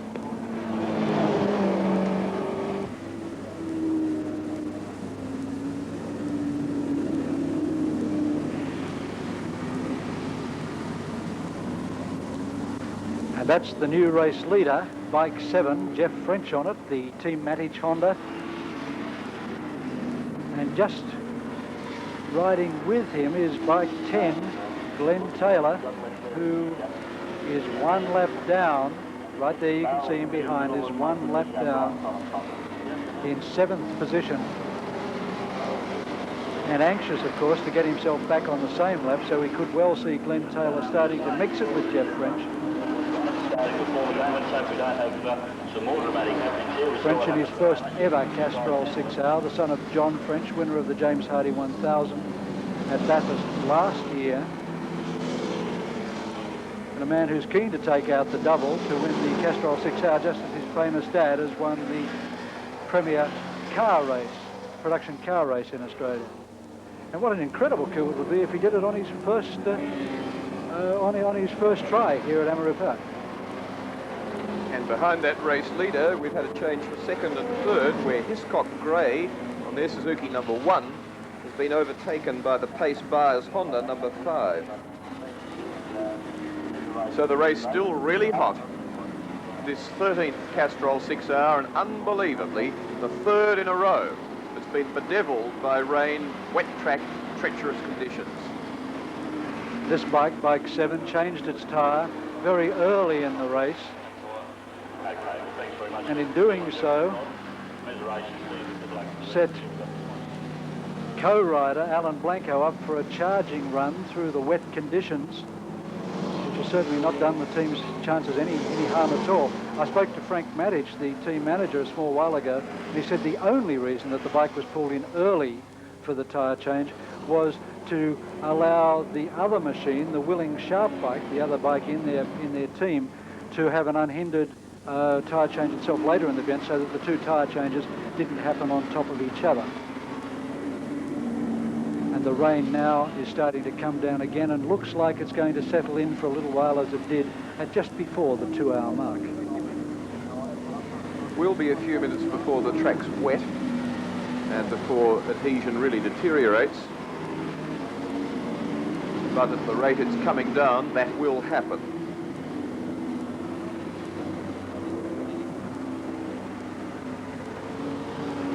Oh, and there's the BMW, bike 12, the Greg Johnson, Chris Oldfield BMW. And it's down and on fire from its fuel tank as the Marshal struggles with the fuel, with the fire extinguisher. This is going to be somewhat of a high quality and expensive Max Sennett comedy, I think. You shouldn't do this, you really shouldn't. I mean, this is serious, fellas. It'd just be silly to start... Oh, and there it goes. Now we've got a problem. And we're seriously witnessing the destruction of a motorbike. And that's a beautiful motorcycle too. The alloy on the engine will now be melting. And finally, just in time to perhaps prevent the entire destruction of it, but the Johnson Oldfield BMW number 12, which was the quickest of the BMWs in practices. It was a fair way down in qualifying. Qualified 33rd equal. This is the top of the hill, of course. Chris Oldfield and Victorian Greg Johnson, the riders. It's never been particularly well placed through the day. And I perhaps shouldn't be the one to point out that smoking can be a health hazard. Let's have a look at it again. Down there at the top of the hill. Oh, my goodness. Phew. Well, the rider the seat, you can see, has gone away from it. He's short of it over on the right-hand side of screen. And between the fire and that fall, that BMW is not worth a lot at the moment. It was worth $6,000 odd just before he came adrift at the top of the hill. Let's have a look at that slow motion. There it goes. Well, so lucky for the rider that he was just sliding his way to a halt as the BMW was pummeling itself and bursting into flames. And as I say, not much very salvageable from that bike, as bike 14, the Phyllis Cole Suzuki 1100, in 5th place at this moment, comes in for its pit stop. And again, the slick Suzuki pit stop, undo the top mounting point on a special jack, drop the wheel, and that means you've got to drop the whole swinging arm, which is a beautiful alloy swing arm on these bikes. Must be worth a fortune. The bikes themselves only worth about $4,500. Katana's, I think the big bikes at the moment, remarkably good value in Australia. Really very cheap for the performance and for the sophisticated engineering that's in them. 40 seconds. Axle in. 45.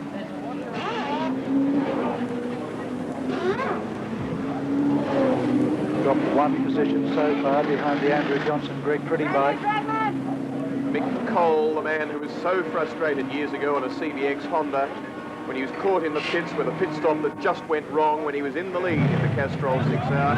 He's won at Suzuka in Japan, the 8-hour there. He's won at Calder, the 2-hour down in Victoria, as they run to 72, 73 seconds. But he's never won the Castrol 6-hour. Michael Cole. Now number 1. In 4th place, the man immediately in front of him. Only 4 bikes on the leading lap at this stage. Oh. And that's self-service, if ever you've seen it.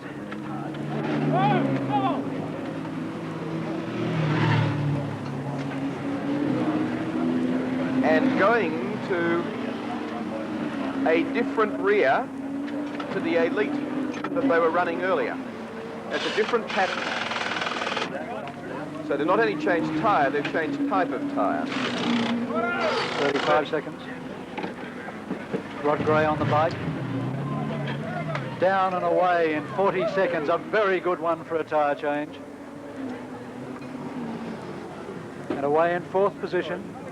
Still on the same lap according to the leaderboard, so that's very, very good going for them. It means that the other three riders, the first three riders, should be very close behind them on the road.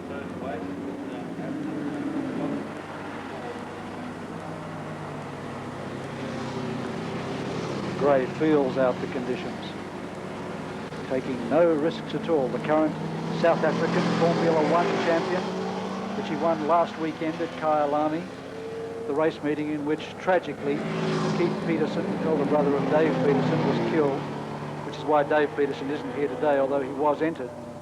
But a great friend of Rod Gray's used to stay with him when they came to Gray's City in South Africa. Gray, solidly built man, quite tall and very stocky, some 82 kilos in weight.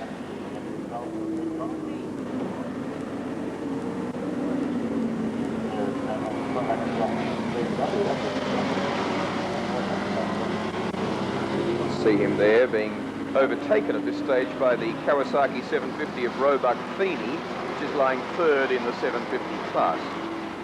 Just ranging up near him, and then of course as Gray gets into gear and starts to feel confident and to have felt out the track, he opens it up and pulls away. But let's go to the pits and to Dennis Neal and to find out about that pit stop.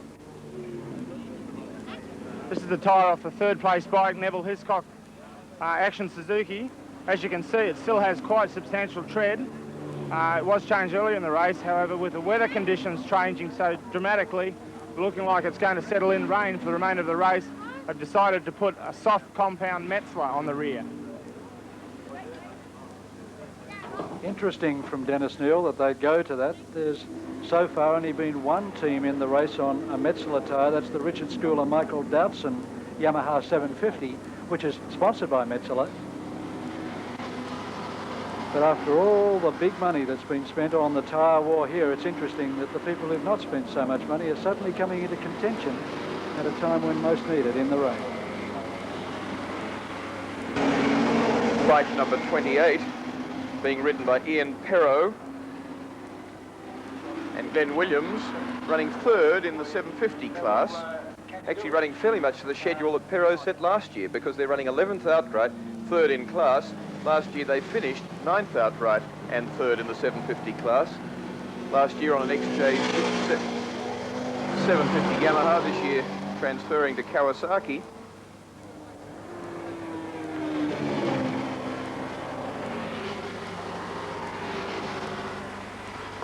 And doing a good job, but way out of contention to catch the class leaders, the New Zealanders Toomey and Holden, who lead for Suzuki in that class, from Yamaha running second, Kawasaki running third. A real mix of the three bikes. The only one not in contention there is the 550 Honda, which is an interesting little bike, fairly new model, the CBX 550, much smaller than most of the others, and of course down on capacity by 200 cc's.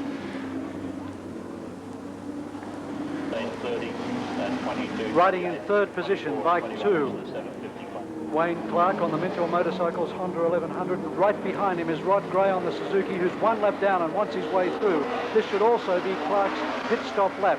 He's had his second stint on the bike and is due to hand over again to Wayne Gardner.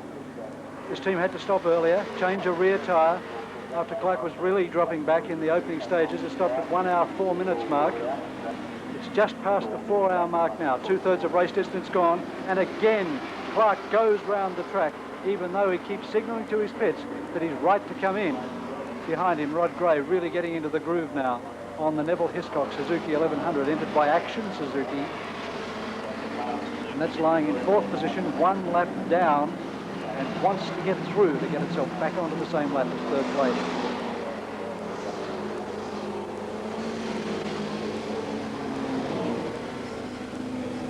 There's Second position, bike 5, and there's third position there, bike 2. So second position, Peter Byers.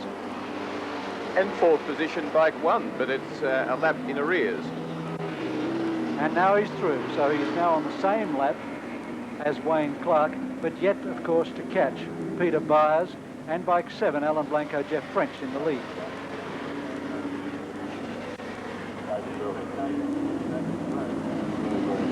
Do we expect it this time? Yes, we do. Here he comes. Bike 2, Wayne Clarke, on the Mentor motorcycles, Honda 1100, to hand over to international Australian rider Wayne Gardner.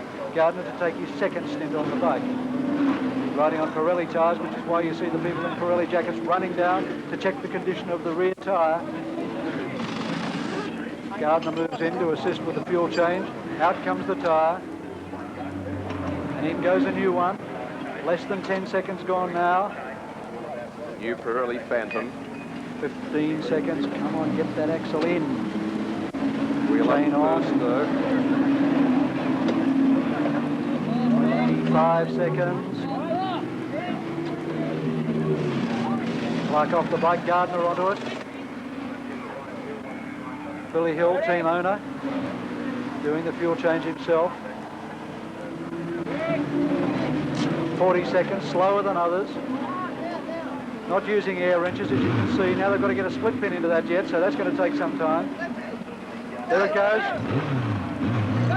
52 seconds the stop, not good enough. But now we'll see the magic of Wayne Gardner as he tries to get this bike back into major contention.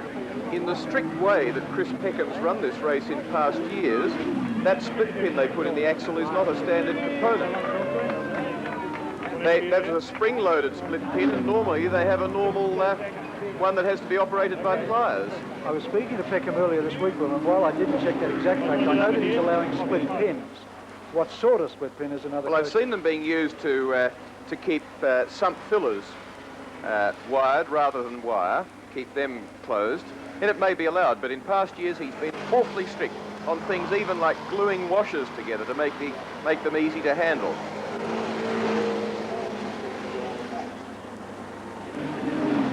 And in the pits is Dennis Neal. Wayne, rider of bike number 2. You're in for a tyre change then. It was a little bit slow, 52 seconds we got it at. What was the main problem? We had trouble getting the pin in, the split pin in. The hole, just the line up there, just didn't line up, the nut didn't line up. How was the bike handling out there?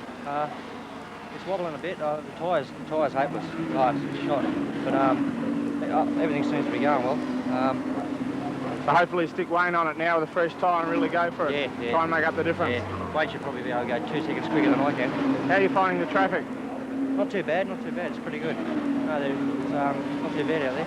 I don't know how many bikes are in the race still, but that's pretty good.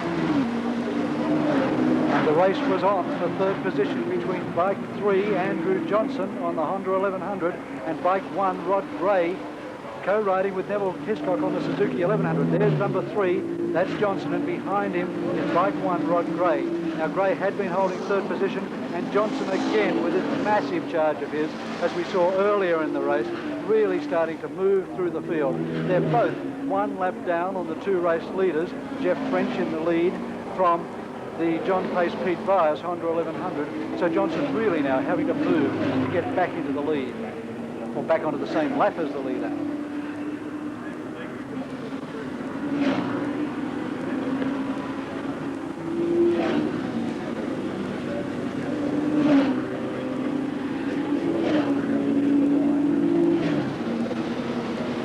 And right behind Andrew Johnson, we see the 5th place in the 750cc class. That's the Richard Schooler, Michael Dowson Yamaha 750, with Schooler at the helm at this stage. Schooler, a New Zealand rider who's been out here for a number of years now and has done very, very well in small class racing and small production class racing, whose big ambition next year is to find sponsorship to ride a big 1100cc production bike, as he's rounded up by Rob Phillips and Mick Cole on the big 1100 Suzuki, and that's probably why Schooler wants it. Co-riding with him is Michael Dowson, all the way from Western Australia, who currently is leading the Australian 350cc Grand Prix Championships. And and is a rider of quite some ability, only 22 years of age, travels everywhere with his mum and dad, who faithfully drive their utility, or rather their van, across the Nullarbor Plain several times a year to see young Michael race in the eastern states, and they sleep in the back of the van as well. So a real family effort, and going well in 4th position in Clarke.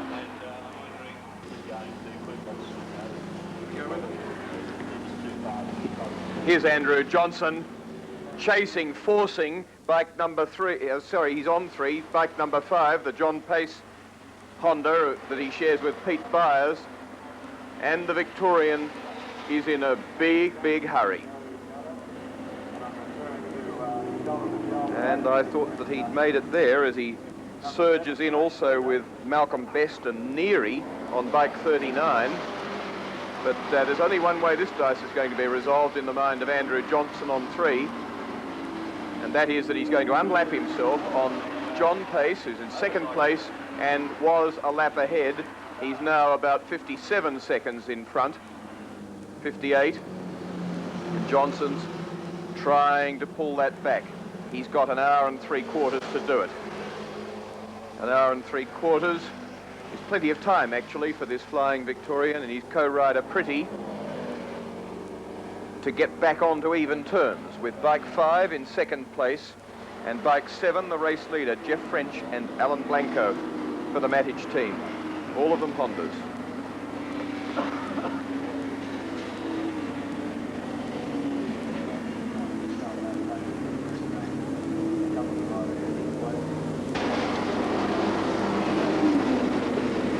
Lying 6th in the 750cc class is the only lady competitor in the event, Jenny Coates. Right here, she's 14th outright. Guy steering way ahead of Jenny there. Pushes the big Kawasaki, the 750cc Kawasaki around the track. Co-riding with her is her boyfriend, 21-year-old Leon Faber, who's done most of the mechanical work on this bike. But Jenny has really been one of the most improved riders of the 1982 production bike series. She started the year perhaps 2 seconds a lap down on lap times to Leon Faber, but she's come right up into contention and right now is doing an excellent job as she follows bike 31, Charlie Wilkie, the New Zealand rider on a Honda 550, to hold 14th outright. Jenny's an intensive care sister at Westmead Hospital, and coincidentally, she's looking after Gary Leggett, the car racing driver who was injured during practice for the James Hardy 1000 2 weeks ago. She certainly knows quite a bit about looking after people in injured situations, although thankfully she's never ever been seriously injured herself. She and Leon took first in the 750cc production class in the 1980 Coke 800, and they've been up there and one of the most enthusiastic members of the production bike series ever since.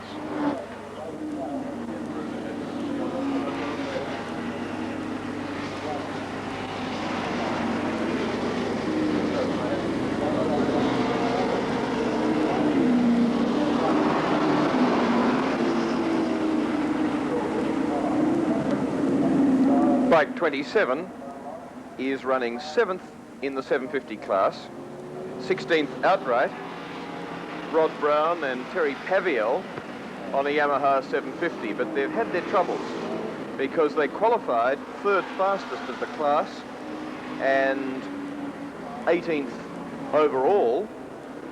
And Rod Brown partnered Len Willing to victory in the, or 2nd place, sorry, in the Yamaha 750 race earlier this year. Terry Paviel is one of the front runners in the 250cc production race class on water-cooled Yamahas. Both good operators, but slipped out of contention. But you can see from the way they're riding, hard riders, smooth. That's Brown riding at the moment. Recording on 2 tapes, the backup as well as the main. Troy was back in 2nd place in the front. Really enjoying. I think this is the first, talking to a picture down there, this is really the first. The race leader is on bike number 7, Jeff French and Alan Blanco. And attacking, looking on the left side, going down the left side and unlapping himself is the charging Victorian Andrew Johnson. And watch him thread his way through the traffic in front. 3 abreast through that right-hand kink, which is quite a substantial corner at the speed they're going. And look at the distance he's pulling out on the race leader. He's got 1 hour and 27 minutes to pull back a lap and to be actually arguing over the lead itself. He's in 3rd place at the moment. And we've got a pit stop still to come, of course, for all of those bikes. All of them Hondas. All of them capable of running about 1.5 hours on a tank. A little bit longer for this one, which was the longest out of all the leading Hondas. But there'll be a stop before the end for him. So getting that stop right will be critical, but it's not a particularly tricky one, just a churn of fuel. The man he's immediately after now is bike number 5 in 2nd place, John Pace and the Queenslander Byers. Byers riding that bike at the moment.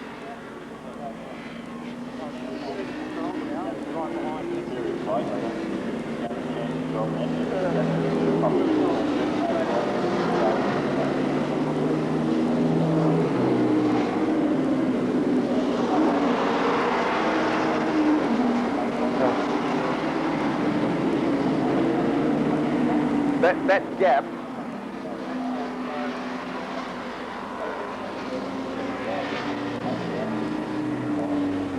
oh geez, good.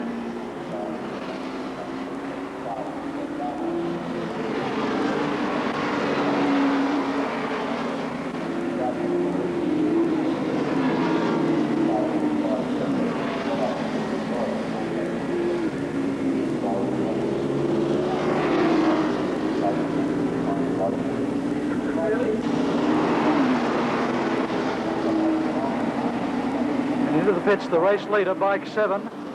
Alan Blanco getting on the bike. Jeff French getting off it. Watch is on. No tyre changes this time. This has got to be a quick one. And it's moving in just over 10 seconds. What an incredible pit stop. But the new race leader is bike 5. He's gone through. So that was enough to let Pete Byers into the lead. This bike now is 2nd. And the gap back to Johnson in 3rd, already charging faster than the original rider on it, Jeff French, will now be in the vicinity of 20 seconds. We'll get a measure on it in just a moment. It's going to take Blanco, tall boy from Sydney, a few laps to settle into the saddle and get onto the really quick pace. 1 hour, 24 minutes remaining, and Alan Blanco has now had his final pit stop, so the Mattich team hopes now rest entirely with him.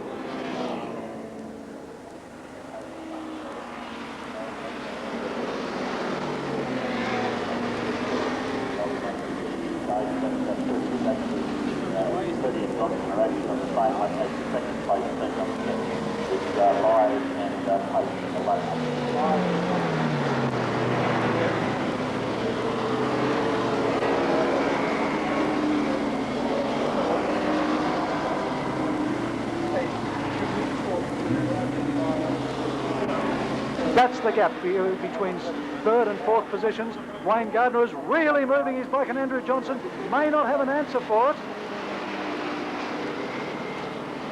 Both of them only 18 seconds behind Alan Blanco in 2nd place, who in turn is only 14.82 seconds behind the race leader, John Pace and Pete Byers. 17 seconds is the gap now back to 2nd place. And these two riders both carving back 2nd place, but look at Gardner go and Johnson. Gardner is eyeing after a season in Europe, and is he riding this bike well? Andrew Johnson is probably our best local touring bike rider, and just look at Wayne Gardner, the young boy from Wollongong, haul him in. Both on equally matched machines. 3rd gear through this section of track, then hard on the stoppers. And Gardner just a bit under brakes there. Yes, he's doing it. Both of these riders do need a final pit stop. The only man in the top 4, and only 4 on 1 lap, not to need a pit stop is Alan Blanco in 2nd position. Gardner's lap time at this stage of the race, 57.37.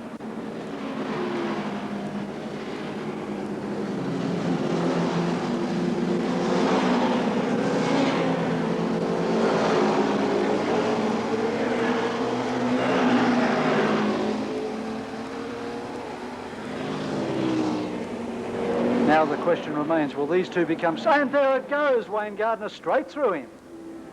Under brakes. Looks behind, can't find him anywhere.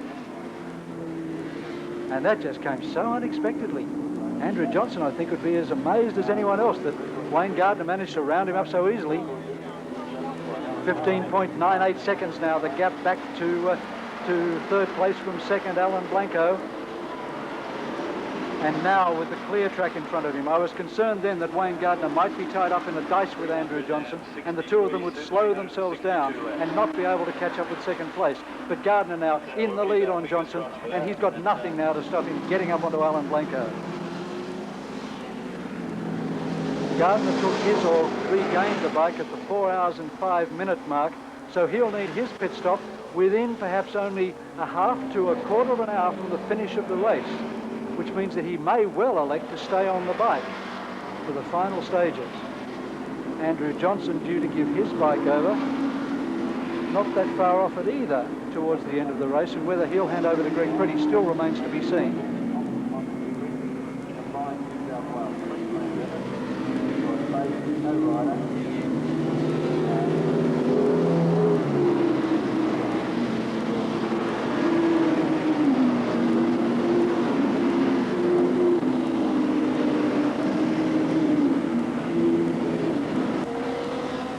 Never has there been a closer Castrol 6 hour or a faster Castrol 6 hour than right now. At lap 300, 4 hours and 56 minutes gone in the race. Bike 5, Pete Byers and John Pace lead by just 17.39 seconds from bike 7, this bike ridden by Alan Blanco.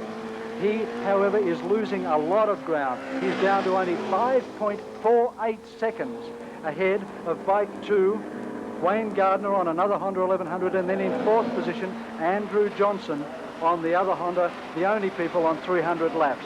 Then comes bike 1, that's the Neville Hiscock Rod Gray Suzuki 1100, followed by bike 14, that's the Rob Phillips Mike Cole Suzuki 1100. But the big question now is, can bike 7, ridden by Alan Blanco, which is the only bike of the leaders to have had its final pit stop, hold out this determined challenge that's being thrown out by Wayne Gardner? Let's go to the pits and Dennis Neal. Talking to Chris Mattich, the team manager of bike number 7, Jeffrey French. Who's on board the bike at the moment? Alan Blanco's on the bike. We believe bike 2 and bike 3 are catching you close to within 5 seconds. They're gaining by around about a second a lap. That's right, they're just about on our tail now, but both of them have to make pit stops.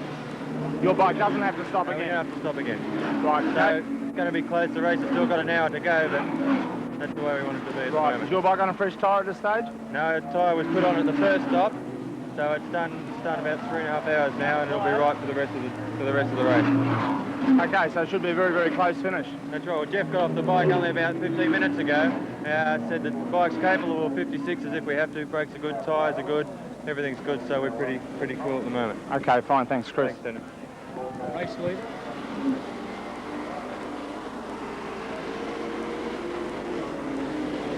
There's bike 5, the race leader in the pits.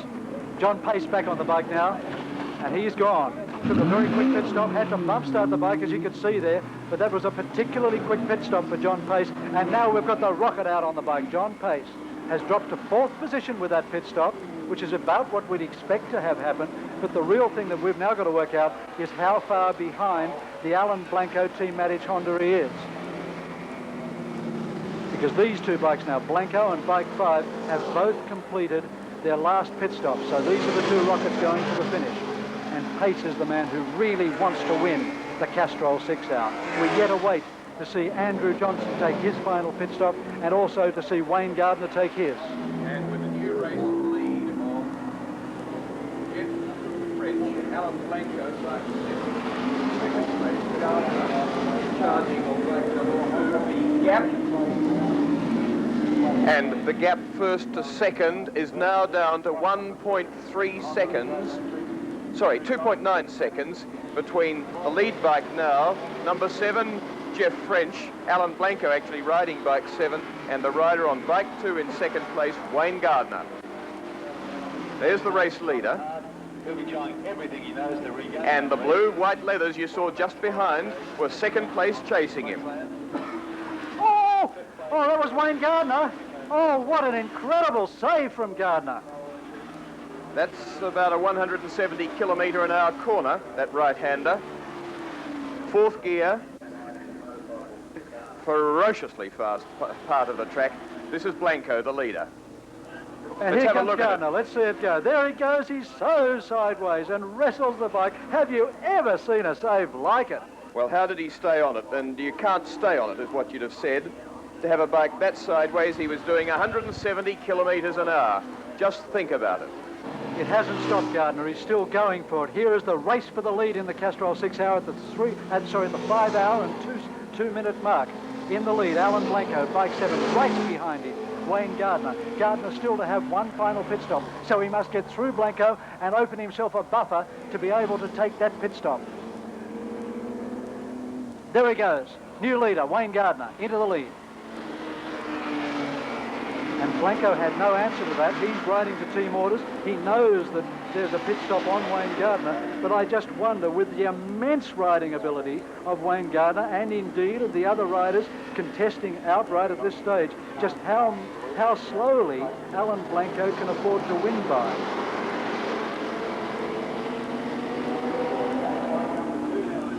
Yes, so he's getting some enormous competition from riders who are quicker and far more experienced than he, and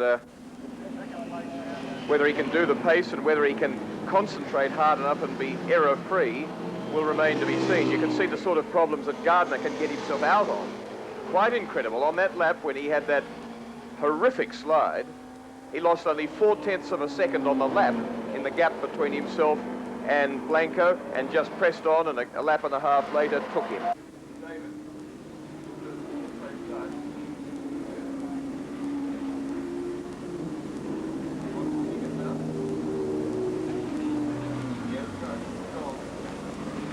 Third and fourth place, this is the struggle. Bike 3, Andrew Johnson being reined in consistently from 5 seconds 7 laps ago, and there goes John Pace, Pete Byers, bike number 5. They are now in third.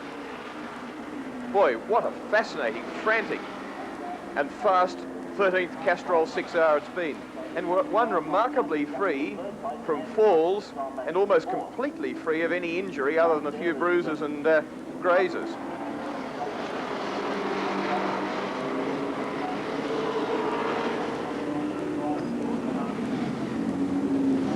After opening a buffer gap of more than 14 seconds on Alan Blanco in second position, Wayne Gardner has got problems. Blanco has started to haul back the lead and is now only 12.51 seconds behind. So Gardner has been indicating to his pits that there may be a problem with his back tyre. Yes, there he goes again. He wants a back tyre on the bike by the looks of it, but if he gets the back tyre, the time he spends in the pits getting it will well cost him the lead in the Castrol 6 hour. Back in third position, bike 5, John Pace is hauling in Blanco. He's only 8.9 seconds behind at this stage. And then in fourth position, 31 seconds back, is Greg Pretty. But this is the man with problems, Wayne Gardner, who's forced the pace so hard, now may pay the penalty by needing a back tyre to be able to complete the race, or at least to be able to complete it competitively. He's lost his advantage of 14 seconds down to 12.7. In the meantime, third place is hauling the gap back, and that is, of course, Pace and Byers. They're hauling their gap back to 7.8 seconds from 9.5. Here comes Gardner. 4 laps to go, but this is the stop. And this is the stop that could win or lose the Castrol 6 hour motorcycle race for Wayne Gardner and Wayne Clarke.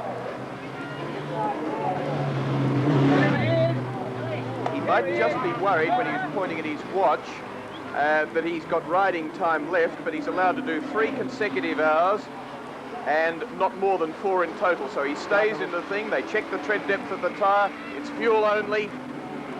Rider stays on. And they're away. 11.5 seconds to stop.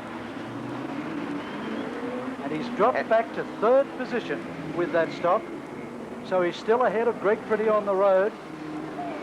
And there's 9.11 seconds separating second to third position. So he's now 9.11 seconds behind John Pace, who's now in second position. And Pace himself is now starting to close the gap on Alan Blanco in the lead. All the pit stops are over now. And it's now the sprint to the finish of the Castrol 6 Hour, 1982.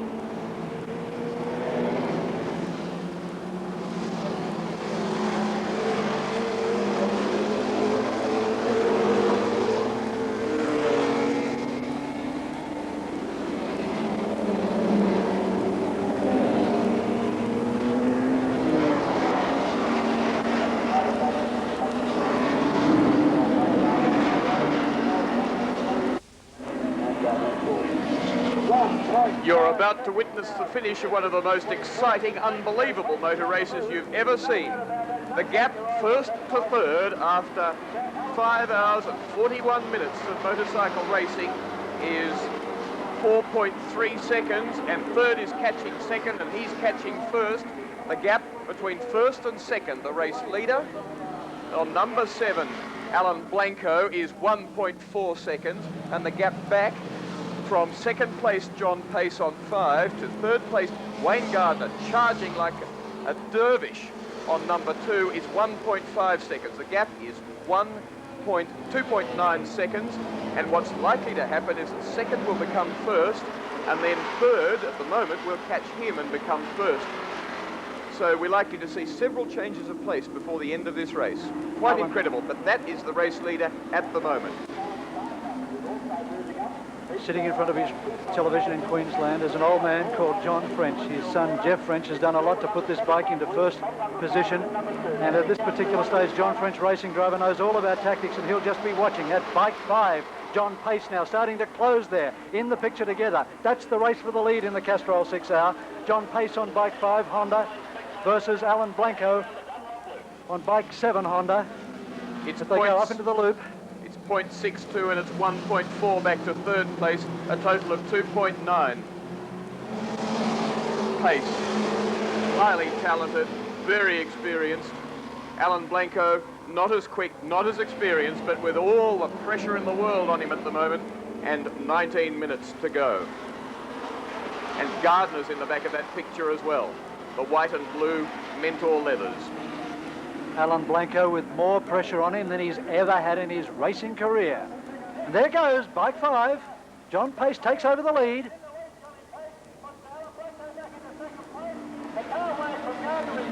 Two back is Wayne Gardner on bike 2. In between them is bike 10. So in that cluster of traffic, you've got first, second and third place on the same lap in this remarkable 13th Castrol 6 Hour. Less than a second separates. 0.95 of a second separate the first 3 placings. What an incredible race meeting. John Pace. Current race leader, Wayne Gardner. Wollongong born, short circuit rider, was where he gained his experience and learned to feel happy with the bike sliding and moving around. And a lovely Honda contract in England last year and this, and going back next year, contract still to be signed. But what a performance he's put in. They were in 15th place when they called Wayne Clarke, his co-rider, in to change a rear tyre, which they'd guessed wrongly on, fell to about 25th, and have fought their way forward from there. Gardner still in third position, breathing down the tailpipes now of Alan Blanco. Bike 11, Robert Scotty and Mick Damon on a Suzuki 1100 in between the dice, but there's Wayne Gardner. 14 Phyllis Cole were in there too, but of no account, as they are 3 laps down and in 6th place. Nothing wrong with 6, but 3 laps is a bit of a gap. Traffic slowing Gardner, and Gardner now desperately needs every second he can get on the track to catch up to this man, John Pace, because this is the leader. That's Alan Blanco through on the inside there, bike 7. And as Pace has hit the lead, he's pulled the gap out between himself and Gardner to 1.37 seconds. That's 4/10 of a second over what he had a couple of laps ago. So in other words, he's responding to being the new race leader. Can Gardner catch him? These are the two men that a couple of years ago in torrential rain here at Amaroo staged a battle for more than an hour in the rain, and a sensational bit of riding it was between the two of them too. And here comes second place. Wayne Gardner wants Blanco, Blanco on 7, Gardner on 2. And then Gardner has pulled back 1.14 second lies between him and the leader, and he's second. Gardner's second. Gardner's second, now Pace, now bike 5. all of them Hondas, all of them on Pirelli tyres. The highest placed Dunlop tyred bike in 4th place at the moment, bike number 3, Andrew Johnson and Greg Pretty. Gardner yet to pick up 6th position. Rider Rob Phillis and Mick Cole on bike 14. Be lapping them for the 4th time. And he's done it. And it's 14.5 minutes to go. 14 minutes. Bike 5 the leader, bike 2 in 2nd position. Together on the road, that's the gap between them.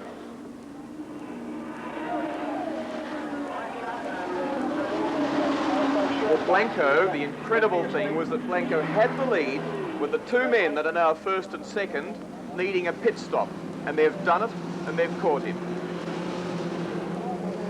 1.17, pace again replying, pulling out just a couple of hundredths, but in other words, keeping the position steady. And Gardner and Pace, 2 incredibly talented riders, giving it everything. And at the moment, this man holding steady. Gardner bested him in their clash in the rain a couple of years ago, where Pace, he both headed him, and also at one stage Pace ran wide and off the track and lost a bit of ground. Past the Terry H. Ducati 600. Gardner to pick him up the hill, and Gardner signalling to his pits. I reckon that Gardner has a rear tyre problem. I really do. He's had it before the last pit stop. 1.04 seconds the gap. Might have a problem, but there's only one man going to solve the problem for Wayne Gardner on bike 2, and that's the man in the saddle. Because there's no way he's leaving this racetrack at the moment, either before race end or unless the bike gets away from him. He's staying out there. You have never seen a Honda go through that corner as quickly before as Wayne Gardner on that lap. Did you see him slide? Pace grabbing in every inch of track he can, getting through lap riders, trying to put them between him and Wayne Gardner. But nothing works. Gardner takes the 2 before the next corner.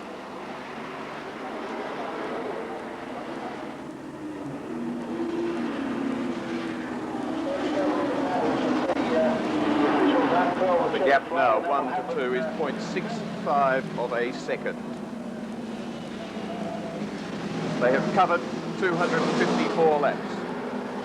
They have been racing for 5 hours, 48 minutes and 30 seconds.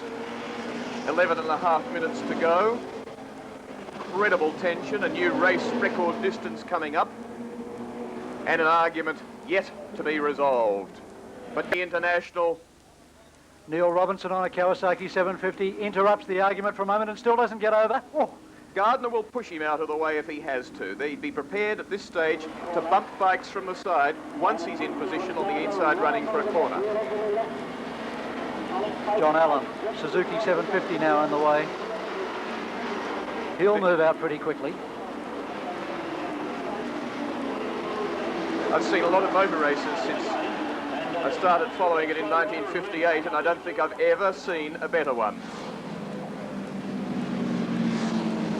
There's one thing, the only thing that's certain as they lap at 57.5 seconds, the only thing that is absolutely certain in all this is that the crowd and the pit crews are going to applaud these people, scream, clap, and give them a standing ovation for some brilliant motor racing. Oh, has he gone in too deep?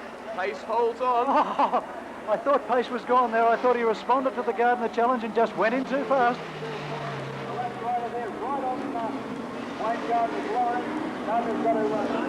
And this could be the spot. Oh, Pace seemed to get out badly there, but he's hung on to it. The pit's beside themselves. I reckon there are, however many other bikes are out there at the moment, are being ignored by every pit crew in the area. They're all watching this dice. This time under brakes, no. The lap times have come from 57.5 to 56.89. They're lapping at under 57 seconds. At the end of the race, tired riders, worn tyres. Now look at this on the outside. Hot brakes. for the brakes, and he's this hit is the it. lead. Gardner holds it. Gardner into the lead. And Pace tries to come back on him, but hasn't got it. Wayne Gardner, 5 hours, 50 minutes and 50 seconds of racing, and Pace has him again. And Gardner again. Gardner's in the lead again. And that's Bob Toomey, the leader of the 750 class, right in front on the Suzuki. And he's got his own race to race, of course, and he's going to have to get out of the way of these two racing for the lead. You can't believe it. And Gardner. Toomey moves aside. I think now has done enough. And I think Pace has got no answer. And is Wayne Gardner pretty good or not? Did he pay for his airfare for the Mentor Motorcycles team? Remember what he did at that spot a while ago. Terrified himself witless and dropped 4/10 of a second. Time now to look behind him, just see what the opposition's doing. 357 laps gone, 8 minutes remaining in the Castrol 6 hour. And they're still together on the road with traffic now stopping Wayne Gardner, which will give John Pace the chance to close up. So it's going to add about 5 laps to the previous race record set by Chivers and Alan Hales. And that's it. That's the break. Unbelievable. Pace will never get that back now. With 3 bikes between the two of them, it's over. But boy, the determination, the skill, the tenacity of Wayne Gardner that let him keep coming forward, and then almost in jubilation there to look back and say, come on, come on. But really, what he did, look at the bike move around there, the way he stuck to it, he hung on. That's the mark of a professional competitor. Boy, oh boy. All this from what seemed to be disaster at the start of the race today when Wayne Clarke pulled in very early for the Honda after 1 hour and 4 minutes to change the rear tyre, which wasn't working properly, and then put Wayne Gardner on the bike, who performed so well in the wet and now again in the dry late in the afternoon. And is this the mark of a Formula One professional? The man that backed up Peter Brock's effort in the James Hardy, and we're still lapping at under 57 seconds, a 56.97 there for Wayne Gardner. But John Harvey, third in the Hardy and third by only half a car length to Alan Grice, is here today because he loves motorbike racing and is a great mate of Rob Phillis and works with them in their team, and Harvey reckons it's far more exciting than car racing. I think the action today has proved that.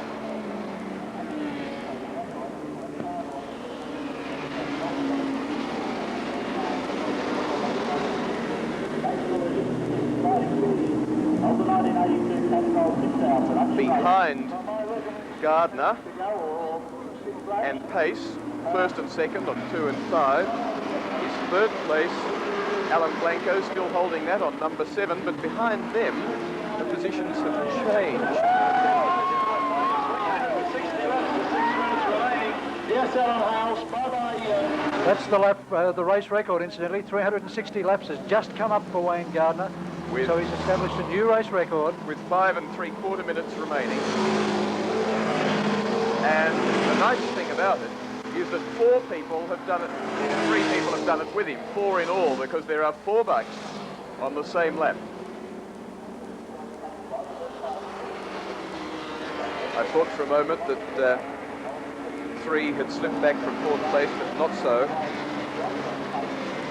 The Illustrated Spectator board shows that, but it's not so. 5th place is still being held 2 laps down by Hiscock and Gray on the 1st place of the Suzukis. Situation, 2.32 seconds, the gap first to second. 13 seconds, the gap to 3rd place. 30 seconds, 30.3. The gap to 4th, and there are just under 5 minutes remaining. Well, this has been a stupendous, heroic ride by Wayne Gardner, and look how relaxed he is on the motorcycle. For all that fight, for all his near disaster back there at Mazda Corner, the man looks back over the shoulder, he's moving, relaxed, easy on the bike.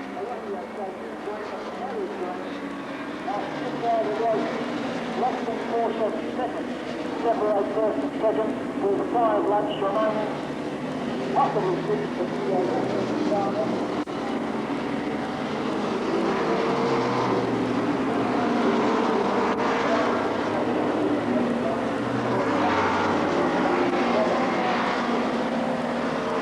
Gardner pulling his lead to nearly 3 seconds. And has earned it. Coming back from about 25th place early into the second hour.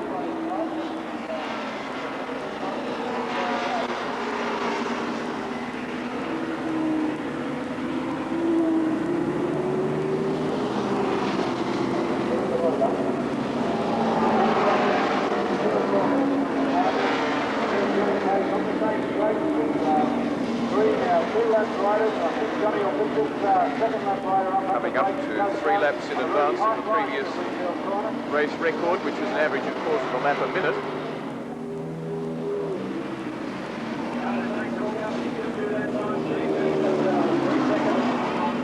Up on John Pace, puts his head back down and gets on to the business of winning the 6-hour race. What a performance from Gardner. Was held up by the Falklands March in England. Got here on Thursday, went straight to bed. Had his first look at Amaroo Park.